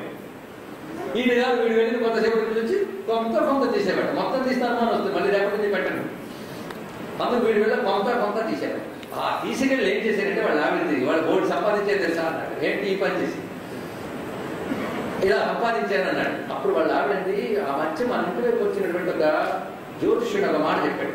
నీకు అనుకోకుండా ఒక ధనం కలిసి వస్తుంది అన్నాడు. ఇదే నేను అని భలే ఉంది, పదవి వెంటనే నగరషాప్కి వెళ్దాం అనలేదు ఆవిడ. మనకి కష్టం లేకుండా వచ్చిన సొమ్ముతో మన కోసం వినియోగించుకోకుండా ఇది సత్కార్యం చేయడం మంచిది. ఏంటండి అలాంటి వారి ఉంటే మనకి భూమి ఇలా ఉంది. ఆ మాట చెప్తే వెంటనే నేనేం చేశానంటే వినిచేద్దాం మరి అన్నాడు. సత్కార్యం చేయి, బాపీ గోపతటాక ఆలయాల నిర్మాణాలు చేయి. వెంటనే ఏం చేశాడు, ఒక మంచి తోట నిర్మాణం చేశాడు. అది దేవతల కోసమని, దేవత ఆరాధన కోసమని ఉద్యానవనం, ఒక వాపి కూపములు, ఒక ఆలయం నిర్మాణం చేద్దాం అనుకున్నాడండి. కానీ తెచ్చుకున్న డబ్బు చాలలేదు. మళ్ళీ ఏం చేయడం, బ్యాంక్ రెడీగా ఉంది. అందుకు తను వెళ్ళడం, తీయడం, కట్టడం, అలా అద్భుతంగా ఆలయం నిర్మాణం చేశాడు. శివాలయం, విష్ణు ఆలయం నిర్మాణం చేసి కొందరు బ్రాహ్మణులను పిలిచి వాళ్ళకి అప్పచెప్పాడు. అంతా నేను జాగ్రత్తగా చూసుకుంటూ ఉండండి అని. వాళ్ళు యాజ్ఞలు చేస్తూ మంత్రులు చేస్తూ వాళ్ళు చాలా సంతోషించారు. ఆ పురోహితుడి పేరు దేవరాతులు. అలా ఏం చేశారంటే, నువ్వు ఈ విప్రధర్మాన్ని, వేద ధర్మాన్ని కాపాడుతూ తద్వారా సనాతన ధర్మాన్ని కాపాడుతున్నావు కనుక నీకు నీ పేరు మారుస్తున్నావు అన్నారు. ద్విజవర్మ అని పేరు పెట్టారు. కనుక కిరాతకుడు వాళ్ళ ఆవిడ సుశీల అని పేరు పెట్టారు. ద్విజవర్మ అంటే విప్రధర్మాన్ని వర్మం వలె, కవచం వల్ల కాపాడేవాడు. అది వాడి పేరు ద్విజవర్మ, ఈ పేరు సుశీల. చక్కగా వీడి పని ఇంకేంటి దొంగతనాల్లో చక్కగా రావడం, ఆలయాలను చూసుకుంటూ ఉండడం, హాయిగా ఉన్నాడు. కొంతకాలానికి ఏం జరిగిందంటే కాలం తీరింది. అది తప్పదు కదా ఎవరికైనా. అయిపోయిన వెంటనే ఒకవైపు రకరకాల దేవలోకాల నుంచి దేవదూతలు వచ్చేసారు, మరోవైపు యమదూతలు వచ్చారు. కొట్టుకుంటున్నారు వాళ్ళందరికీ. ఆ కొట్టుకుంటూ ఉంటే నాలుగు వచ్చాక వాళ్ళిద్దరు నా పెట్టారు. అసలు వీడు మంచి పనులు చేశాడే, ఇవన్నీ కట్టడం గొప్ప మంచి పని. కానీ ఎలా సంపాదించాడు? అక్రమార్జనతో ఇదంతా కట్టాడు.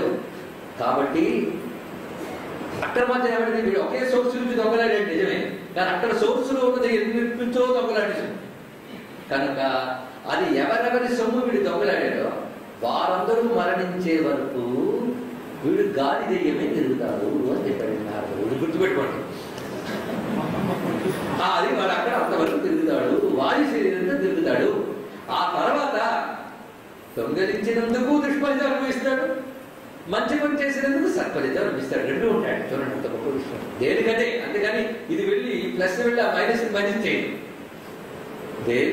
దేని వాటా, దేని కోట, దేని ఖాతా దాన్ని అది ఆ అకౌంట్ అంతా మెయింటైన్ చేసిన కాలపురుషుడికి నమస్కారం. ఆయన దగ్గర మహాశక్తి. వీడు వాయువు అయిపోతాడు అని చెప్పాడు. ఇది అయిపోయిన వెంటనే ఆయన మహానుభావుడు ఆమెను చూస్తున్నాడు, సుశీలని. ఆమెకి వీళ్ళెవరూ కనపడలేదు, భక్త శవం మీద పడి ఏడుస్తుంది అంతే. కానీ ఆ తర్వాత నారదుడు ఆమె కనబడ్డాడు.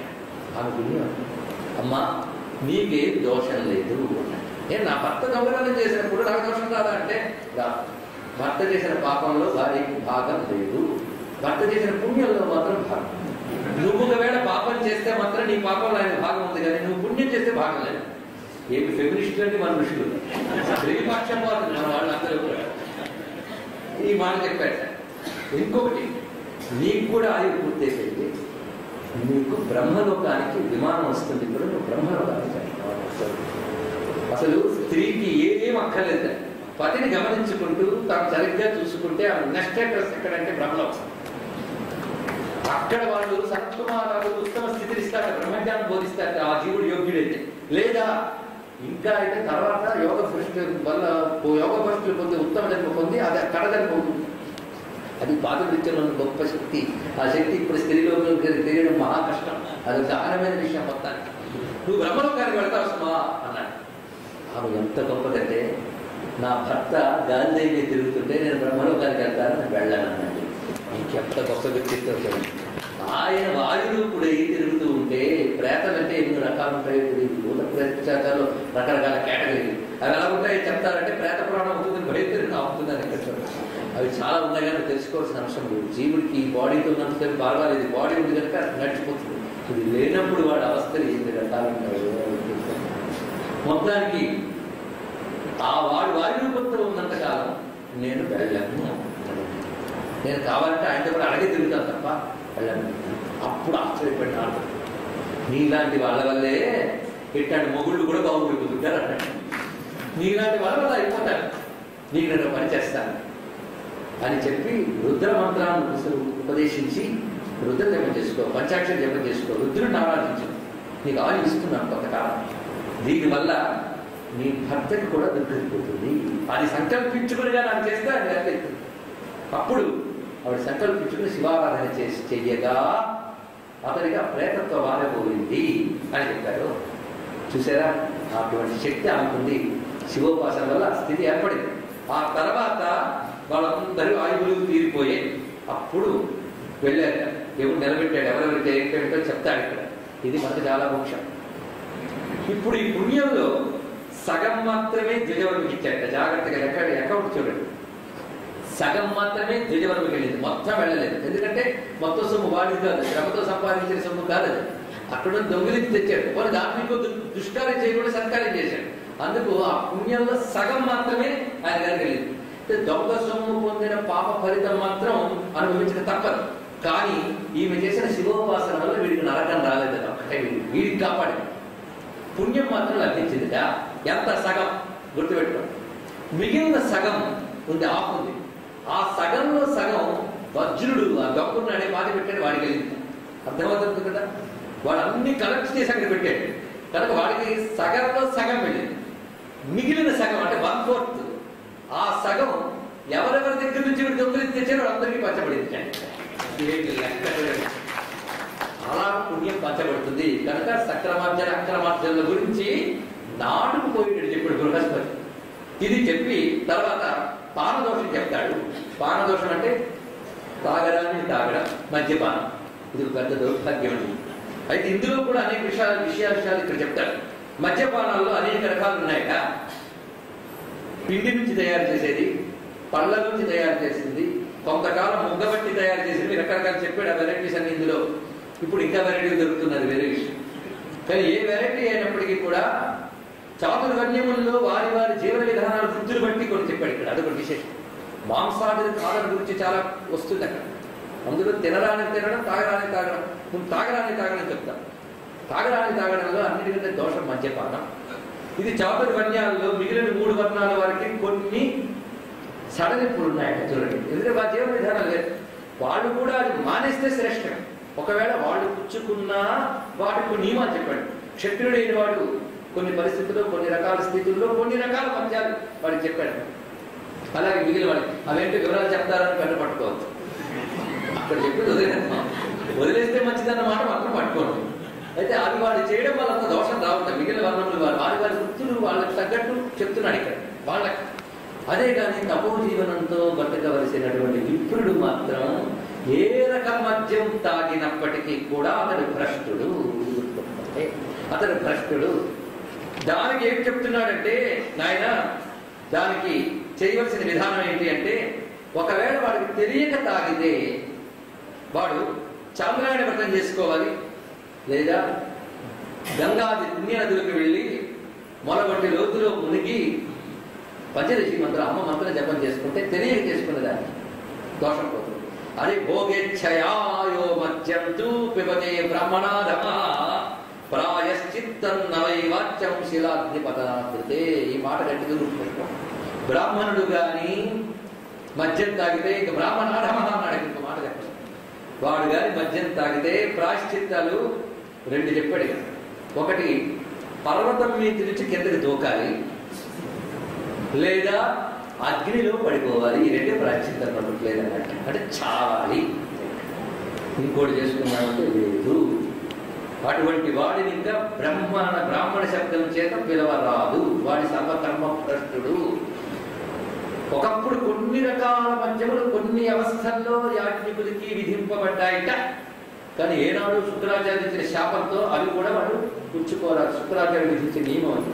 అప్పటి నుంచి ఏ రకం మద్యం పుచ్చుకున్నా బ్రాహ్మణుడికి అదే దుస్థితి. అటువంటి వాడిని బ్రాహ్మణ శబ్దం చేత పిలవరాదు. వాడికి వాడు చేసుకోవాల్సిందంటే ఆత్మహత్యయే వాడికి ప్రాయశ్చిత్తం అని చెప్పారని చూసుకోండి. దానికి వాడు తర్వాత చెప్తున్నాడు తినడానికి తినడాల గురించి చాలా చెప్పాడండి. అసలు మాంసాదుల గురించి కూడా అందరికీ మాంస నిషేధం కాదు. సాధారణంగా హిందువులు శాకాహారులు అనుకుంటారు పొరపాటు. కొన్ని వర్ణముల వారికి మాత్రమే మాంసం నిషేధం, అందరికీ కాదు. మాంసం తిన్నంత మాత్రం దాన్ని తినేటటువంటి వర్ణములు తక్కువ కావు. ఇది గుర్తుపెట్టుకోండి. మాంసం తినే జాతులు ఉన్నాయి, అవి దోషం కాదు వాళ్ళకి. వాళ్ళకు కూడా ఏ మాంసములు సిద్ధము, ఏ మాంస నిషేధములు ఉన్నాయి. అన్ని మాంసాలు వాళ్ళు తినరు. కొందరున్నారు వాళ్ళు కొన్ని కాలంలో తినరు, వాళ్ళకు కూడా నియమాలు ఉన్నాయి. మాంసం తినే వాళ్ళకు కూడా చాతుర్మాస్యాల్లో తినరాదు. ఏకాదశి నాడు తినరాదు, ద్వాదశి నాడు తినరాదు, పూర్ణిమ నాడు తినరాదు, అమావాస్య నాడు తినరాదు, ఆదివారం తినరాదు. మనకు ఆదివారం నాడు షాప్ ఉంది.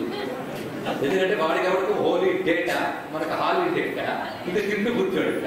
నేను తగ్గించారండి. ఆదివారం మాంసం తిన్న వాడికి జన్మ దరిద్రత. ఎవరికి? మాంసం విధింపబడ్డ వాళ్ళకి. నిషేధింపబడి వాడికి ఎప్పుడు నిషేధం అది. విధింపబడ్డ వాళ్ళకి ఇక్కడ చెప్పడం. ఇది ఇన్ని నియమాలు ఉన్నాయి. వాళ్ళు కూడా జాగ్రత్తగా ఉంటారు. క్షత్రియులు మాంసం తినచ్చు, వాళ్ళకి దోషం కాదు. క్షత్రియుడైన వాడు కూడా మాంసం తిన్నాడు, ఒక రకమైన మద్యం తాగాడు అని చరిత్రలో ఉండవచ్చు. ఉంటే వాడు మద్యం తాగేసాడు, మాంసం తినడం అనడానికి లేదు. ఆ మద్యం ఏంటా, మాంసం ఏంటా, సందర్భం ఏంటి ఇవన్నీ తెలియాలి. కనుక మొత్తం హైందవ మతం అంతా శాకాహార మతం అనుకోరాదు. ఆహార నియమం కల మతం హైందవ మతం. ఆహార నియమం ఉంది, ప్రతి వారికి ఆహార నియమం ఉంది. శాకాహారం తినేవాడికి కూడా కొన్ని నియమాలు ఉన్నాయి. వాడు కూడా కొన్ని శాఖలు చాతుర్మాస్యాన్ని విడిచిపెట్టాలి, వాడికి ఉంది కదా. అంతేకాదు శాకాహారంలో కూడా తినరానివి కొన్ని ఉన్నాయి. ఉల్లి వెల్లుల్లి తినరాదు. అయ్యో అది తినకపోతే ఇంకెందుకండి అనేవాడు ఉన్నారు. ఏం చేస్తాం? కొంతమంది ఉల్లి చేసే వాళ్ళు కళ్ళు కూడా చేయదు కదండి. ఒక్కడి బాగా గుర్తుపెట్టుకోండి, మంత్రజపం చేసుకునేటప్పుడు ఉల్లి వెల్లుల్లి తినరాదు. లేదండి నేను వదులుకోలేనండి. ఏది? ఉల్లి వెల్లుల్లి వదులుకోలేకపోతే మంత్రం వదులుకో. అందుకే పూర్వం ఈ గాయత్రిలో ఇలాంటి మంత్రం ఉన్న వాళ్ళకి మరీ ఖచ్చితంగా నేను పెట్టాను. ఎందుకంటే వీడి మంత్రం కొట్టి శుద్ధంగా ఉంటే దానిలో సమాజానికి క్షేమం. అందుకు మంత్రజపానుష్ఠాన పరులకి ఇవి నిషేధములు అని చెప్పారు. మామూలు వాళ్ళు కూడా పర్వదినాల్లో తినరు, అవునా లేదా? అలాంటిది వీటికి ఇంకా అవి నిషేధములు. ఉల్లి వెల్లుల్లి ఎందుకు అంటే మామూలుగా ఉల్లిపాయ వెల్లుల్లి తినొచ్చి మన పక్కన కూర్చుంటే వాడు మనమే భరించలేం, అవునా లేదా? వాడు తర్వాత ఒక్కడో మళ్ళీ లవంగమో ఏదో వేసుకోవాల్సింది. వాడు భరించలేదో మంత్రం చేసేటప్పుడు ఆ నిరంతరం మనం చేసే మంత్రం మన ప్రాణశక్తిలో ఉంటుంది. తెలియాలి. అది శ్వాసలో దుర్గంధం చేరినప్పుడు నువ్వు తిన్న అన్నం నీ శరీరంలో కొంత భాగం చేరుతుంది. కొంత స్థూల భాగం బలంగా వెళ్ళిపోతుంది, సూక్ష్మ భాగం శరీర ఇంద్రియంలో రసశక్తిగా మారుతుంది, సూక్ష్మతమ భాగం మనస్సుగా మారుతుంది. ఇన్ని ఉంటాయి కనుక నీ లోపల ప్రాణశక్తిలో దుర్గంధం చేయలేక అక్కడ ఉన్న దేవత నిలవలేదు. అది ఇక్కడ విశేషంగా తెలుసుకోవాల్సింది. అందుకే ఆహార నియమాలు ఇవన్నీ ఊరికినే పెట్టరు. ఇప్పుడు చాదస్తం అండి, చాదస్తం కాదు, వాటి నియమం. అది చాదస్తం వేరు, నియమం. చాదస్తమే నియమం నిజానికి నియమం, అంతేగాని ఎవరి మీద వాడికి కోపం లేదు, ద్వేషం లేదు. నియమం తన శక్తిని తను కాపాడతాడు. తద్వారా అలాంటి శక్తివంతులు ఒక్కడు సంచరిస్తే వారి వల్ల వాతావరణం ప్రభావితమై అందులో ఉన్న వాళ్ళకి మంచి బుద్ధులు పుట్టాయి. అందుకు నియమబద్ధులు లేని వాళ్ళు, తపస్సు లేనటువంటి వారికి ఎక్కువ నియమాలు ఉంటాయి. అందులో ఆహార నియమాలు కూడా ఇక్కడ చెప్పాడు. అవన్నీ చెప్పారు కదా 9 రోజులు పడుతుందని. ఇక అన్యాంగనాలకి తన స్త్రీ తప్ప ఇంకా ఏ స్త్రీకి ఆసక్తి చూపించినా అది పురుషుడికైతే పరస్త్రీ, స్త్రీకైతే పరపురుష, అది సర్వనాశన హేతువుతున్నది. ఇన్ని చెప్పాడు ఎవరు? బృహస్పతి. నాయన అందుకు వీటన్నిటికీ ఎంత తెలిసినా ప్రాయశ్చిత్తం ఉంది సుమా. ఏమిటి? అమ్మ భక్తి. గొప్ప మాట. ఎంత భయపడతాడో అంత అభయమిస్తాడు ఋషి. ఇది తెలిసాక మో ఇంత ఉందా అని భయం కలిగితే నువ్వు చేయాల్సింది ఏంటంటే ఇకపై నేను చెయ్యను అని సంకల్పించుకొని అమ్మ చరణాలను ఆశ్రయించి ఏం చెప్పాడంటే పరమ పావనమైన అమ్మ క్షేత్రాలకు వెళ్ళి పావన నదీ జలాల్లో స్నానం చేసి అక్కడ వాడికి ఉపదేశింపబడ్డ అమ్మ మంత్రాన్ని పంచదశి గాని బాల గాని అష్టోత్తర శతం చేస్తే తత్పాపం పోతుంది అన్నాడు. ఇది పరిహారం చెప్తున్నాడు ఇక్కడ. అమ్మవారి అనుగ్రహంతో ఆ పాపం నుంచి బయటపడవచ్చు సుమా. అంతేకాదు అన్న దోషాలు ఎన్నో ఉంటాయి నాయన. ఇప్పుడు నేను చెప్పిన నిషేధాహారంలో కాకుండా అన్నం వండే పద్ధతుల్లో తెచ్చిన వాళ్ళు, పుచ్చుకున్న వాళ్ళు, వచ్చిన విధానం, ఇన్ని దోషాలు అన్నాన్ని అంటుకుంటాయి. అన్నాన్ని ఆశ్రయించి ఎన్ని శక్తులు ఉంటాయి లెక్కలేదు. దుష్టశక్తులు అన్నాన్ని ఆశ్రయించుకుని ఉంటాయి, పాపపుణ్యాలు అన్నాన్ని ఆశ్రయించుకుంటాయి. అదే మనిషి పోయిన తర్వాత అన్నపిండంతోనే పిండ ప్రదానం ఎందుకు చేస్తారంటే దేహం నిర్మాణం కావడానికి అన్నం వల్లనే దేహ నిర్మాణం జరుగుతుంది. అందుకే ఆ పోయిన జీవుడికి ఒకవేళ గతులు లేకపోతే తదన్నము ద్వారా ఏర్పడిన శక్తిని పితృదేవతలు అనబడేటువంటి వసరుద్ర ఆదిత్యులు ఆ జీవుడికి దేహం ఇవ్వాలి అంటే తద్గతమైన అన్నం ఆధారం. అన్నానికి ఎంత ప్రాధాన్యం ఉంది కనుక అన్న విషయంలో మన వాళ్ళు చాలా నియమాలు చెప్పారు. ఎక్కడ పెడితే అక్కడ తినడం, ఏది పెడితే తినడం, ఎలా పెడితే అలా తినడం చిత్తశుద్ధిని లోపింపజేస్తుంది. ఆహార శుద్ధికి మన వాళ్ళు చాలా ప్రాధాన్యం ఇచ్చారు. ఆహారం వల్లే మనస్సు ఏర్పడుతుంది, ఆహారం వల్లే శరీరం ఏర్పడుతుంది కనుక ఆహార శుద్ధి, సత్వశుద్ధి, సత్వశుద్ధి, చిత్తశుద్ధి ఇలా వస్తుంది విధానం. అది ఆహార శుద్ధికి నియమాలు చెప్పారు. ఎంత నువ్వు జాగ్రత్త పడినా నీ దగ్గరకు వచ్చే అన్నంలో కొంత దోషం ఉంటుంది. అంతేగాని ఎలాగో దోషం ఉంటుంది కానీ దోషం తినడం కాదు. ఎంత జాగ్రత్త పడినా ఉంటుంది. అప్పుడు ఏం చేయాలంటే ఆ కూర్చున్న అన్నాన్ని మంత్రంతో శుద్ధం చేసుకోవాలి. ప్రతి వారికి తెలియమని చెప్తున్నాడు. అన్నం ఎలా శుద్ధమవుతుంది అంటే ఉపనయనాది సంస్కారం ఉన్న వారికి వారు విధిపబడ్డ మంత్రంతో వాళ్ళు శుద్ధి చేసుకుంటారు. లేదా చెప్తున్నాడు అహం వైశ్వానరో భూత్వా, శ్లోకం కూడా చెప్తాడు ఇక్కడ. అహం వైశ్వానరో భూత్వా ప్రాణినా దేహమాసిత ప్రాణాపాన సమాహిత పచామ్యన్న చతుర్విధమైన శ్లోకం చదువుకుని త్రయంబకుడైన పరమేశ్వరుని స్మరించి అమ్మ మంత్రాన్ని జపించి శుద్ధి చేసుకున్నాడు. అందుకే శ్రీ విద్యా పరమమంత్రమైనటువంటి పంచదశి కానీ షోడశ కానీ బాల కానీ చేసి అభిమంత్రణ చేసుకుని ఆ జలంతో అన్నాన్ని సంరక్షణ చేసుకుంటే అన్నం శుద్ధమవుతుంది. అది ఇక్కడ చెప్తున్నాడు. అంటే నువ్వు చేయవలసిన శుద్ధి చేసేట చేయవలసిన పని. ఈ విధంగా అన్న శుద్ధి ఏర్పడుతున్నది. దీన్ని బట్టి చిట్ట చివరికి బృహస్పతి చెప్పిన అభయవచనం ఏంటంటే అమ్మ చరణాన్ని పశ్చాత్తాపంతో ఆశ్రయిస్తే తప్పకుండా మార్గం కల్పింపజేస్తుందని చెప్పాడు ఎప్పుడో. అప్పుడు ఇంద్రుడు అమ్మని తలంచుకుని నమస్కరించాడు. అప్పుడు నారాయణుడు బ్రహ్మదేవుడు ఆయనకి అభయవచనం పలికి సాగరాన్ని మథనం చేయమని చెప్పగా క్షీరసాగర మథనం జరిగింది. అందులో ముందు ఆలాహనం పుడితే పరమేశ్వరుడు నిగ్రహించాడు. ఆ తర్వాత చాలా చాలా పుట్టాయి. తలవుడు పంచుకున్నారు. చెట్ట చెరువు పుట్టింది. ధర్మంతరి రూపంతో నారాయణుడు అమృతం పట్టుకొచ్చాడు. అమృతం ఇలా పట్టుకొచ్చాడో లేదో వెంటనే రాక్షసులు ఎగబడి ఆపుకున్నారు. ఎందుకంటే దేవతలు సాత్వికులు కానీ క్యూశిష్టం పాటిస్తున్నారు. సాత్వికులు క్యూలో వెళ్తారు, రాక్షసులు ఉన్న వాళ్ళు ఎగబడతారు. అంటే వాళ్ళని ఎవరంటే దానికి రజపడితమో కూడా ఉన్న వాళ్ళని ఎవరు కంట్రోల్ చేయగలరు? వాళ్ళు ఎగబడి లాగేసుకుంటారు. ఇప్పుడు పెద్ద చిక్కు. అమృతం వీళ్ళకి దక్కకపోవడం ఒక బాధ అయితే వాళ్ళకి దక్కితే మరీ ప్రమాదం. రాక్షసులు అమృతులైపోతే ప్రపంచం ఏముంటుంది? అందుకు పరమాత్మ ఏంటి ఇప్పుడు ఆయనకి నారాయణుడికి ఇప్పుడు దిగులు పట్టు. వీళ్ళకి ఇవ్వడం మాట అటుంచుదాం, వాళ్ళ చేతి నుంచి ముందు ఆపుకోవాలి. ఆయన ఏం చేయాలి చూశాక కలిపురుషుడిని సృష్టించి పంపించాడు. ఇక్కడ గొప్ప రహస్యం చెప్తున్నాడు. కలిపురుషుడు అంటే అర్థం కలిసి బతుకునివ్వడవాడే కలిపురుషుడు అంటే. కళ్యంతే కలహం కుర్వంతే అస్మిన్ ఇది కలిగి అన్నారు. ఏ కాలంలో మనిషికి మనిషి పడడో ఆ కాలం పేరు కలియుగం. అందుకే మనందరం కలిసి ఒక ఐక్యంగా ఒక సంఘం పెడదాం అంటాడు మొదటి సంవత్సరం, రెండో సంవత్సరం 3 సంఘాలు అవుతుంది. అందుకే కదా ఇందులో అందుకు జప్పింగులు, అందులో జప్పింగులు అని కలిగాడు లక్షణం. తప్ప కలిసి బతకనివ్వడవాడే కలి. కుటుంబాన్ని చీల్చాడు, ఉమ్మడి కుటుంబాన్ని పోయి చిన్న యూనిట్లు తయారయ్యాయి. నేను, నా భార్య, నా 2 పిల్లలు. అది చీలిపోయాయి. ఎవడి మానని వాడు చివరికి నా భర్త గారు గొడవ పెట్టారు కనుక నేను విడాకులు ఇచ్చేస్తున్నాను కేసు కూడా ఇంకేం చేస్తా. ఇది కలిగాడంటే కలిగాడు ప్రవేశించాడా బుద్ధులు కొడతా విడిపోవాలనే బుద్ధి ప్రతి వాడికి విడిపోవాలని బుద్ధి. మతం పేరుతోనో కులం పేరుతోనో, కులంలో మళ్ళీ శాఖల పేరుతోనో ఏదో ఒకడొకడు కొట్టుకోవడమే కలియుగం. ఇది కాలంతో ఉంటాడు. అప్పుడు పిలిస్తే కానీ రాడు, ఇప్పుడు పిలవకపోయినా వస్తాడు అంతే. అప్పుడు వాడు అవసరం వచ్చిందినా విష్ణువు పిలిచి నువ్వు వెళ్ళి రాక్షసుల్లో దూరన్నట్టు. వాడు దూరేది లోపలికి. దూరగానే వీళ్ళకి బుద్ధులు మారిపోయాయి. ఏమని అంతవరకు మనందరం తాగుదాం అనుకున్నవాడు నేనే తాగుతా నీకే బరువు అని మారిపోయాడు. అది రాగానే వాడు తాకుండా చూడడమే వీడి పని అయిపోయింది పక్కవాడు. ఇంకా వాళ్ళల్లో వాళ్ళు ఏం చేశారంటే ఒకడు తాగకుండా ఇంకోటి జాగ్రత్త పడుతున్నాడు. ఇది చాలు, ఈ గ్యాప్ చాలు. ఆ గ్యాప్ లో ఏం చేయాలో చూసుకున్నాడు విష్ణువు. వెంటనే ఏం చేశారంటే అమ్మని ధ్యానం చేశాడు నారాయణుడు. అదే మనకి హరిస్వామారాధ్య ప్రణత జన సౌభాగ్య జననీ పురానరీ భూత్వా పురనిపుమపిక్షోభమనయ అన్నారు శంకర భగవత్పాదుల వారు. ఇది అమ్మవారి యొక్క 2వ అవతారం. నారాయణుడి ధ్యానం చేస్తూ చేస్తూ చేస్తూ అమ్మని ధ్యానించగా తానే అమ్మ అయిపోయాడు. జగన్మోహిగా చనిపోయాడు. లేకపోతే స్త్రీ అలా కాకండి, ఆయన స్త్రీ కావాలంటే తొలి స్త్రీ అనుగ్రహించాలి. అందుకు నారాయణుడు నారాయణి అయిపోయి జగన్మోహినిగా మారాడు. ఆయన ఎంటర్ అయ్యాడు. ఆ తర్వాత ఏం చేశాడు అనేది రేపు చూద్దాం. ఈ జగన్మోహిని అవతార లీల అమ్మవారి యొక్క 2వ అవతారం. ఇది అయ్యవారి రూపం అంటున్నారు, వాళ్ళు అమ్మవారు అంటున్నారు, వాళ్ళు జగన్మోహిని అంటున్నామా లేదా ఆలోచించాడు. జగన్మోహిని, ఆ జగన్మోహిని అయినటువంటి అమ్మ స్వరూపం. ఇది ఒక పెద్ద ఉపాసన రహస్యం. అందుకే నేను 8:25 అయింది కనుక బుద్ధికి ఇంకా గ్రహించే శక్తి తగ్గుతుందేమోనని ఇక్కడ దాపాడు. గ్రహించవలసింది చాలా ఉంది. అందుకు రేపటి రోజున జగన్మోహిని స్వరూపంలో ఉన్నటువంటి ఔచిత్యం, దానికి సంబంధించిన విశేషాలు రేపటి రోజున తిరిగి ఇందాకే చెప్పారు హరిప్రసాద్ గారు.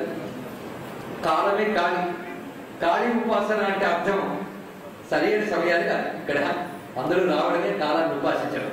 అందుకు ఇవాళ చివరికి ఎంతమంది నిండుగా ఉన్నారు. ఇంత నిండుగా ఉన్న వాళ్ళు రేపు 6:25కే ఇలా ఉంటే వాళ్ళు ఉన్నా లేకపోయినా 6:30కి ప్రారంభం మాత్రం జరుగుతుంది. ఎందుకంటే మన సకాలంలో ప్రారంభం చేద్దాం. రేపు 6:30 రేపటి నుంచి అలా చెప్తే కానీ విషయం 9 రోజులు పూర్తవుతుంది. పైగా గ్రహించగలిగే మంచి శ్రోతలు మీరంతా, నాకు అనుభవం. అంత మంచి శ్రోతలు ఉన్నప్పుడు తృప్తిగా చెప్పుకోవాలి. నాకు ఉంటుంది, తృప్తిగా వినాలి, మీకు ఉంటుంది. ఆ తృప్తి అంతా నెరవేరాలి అంటే కాలాన్ని సద్వినియోగం చేసుకోవాలి.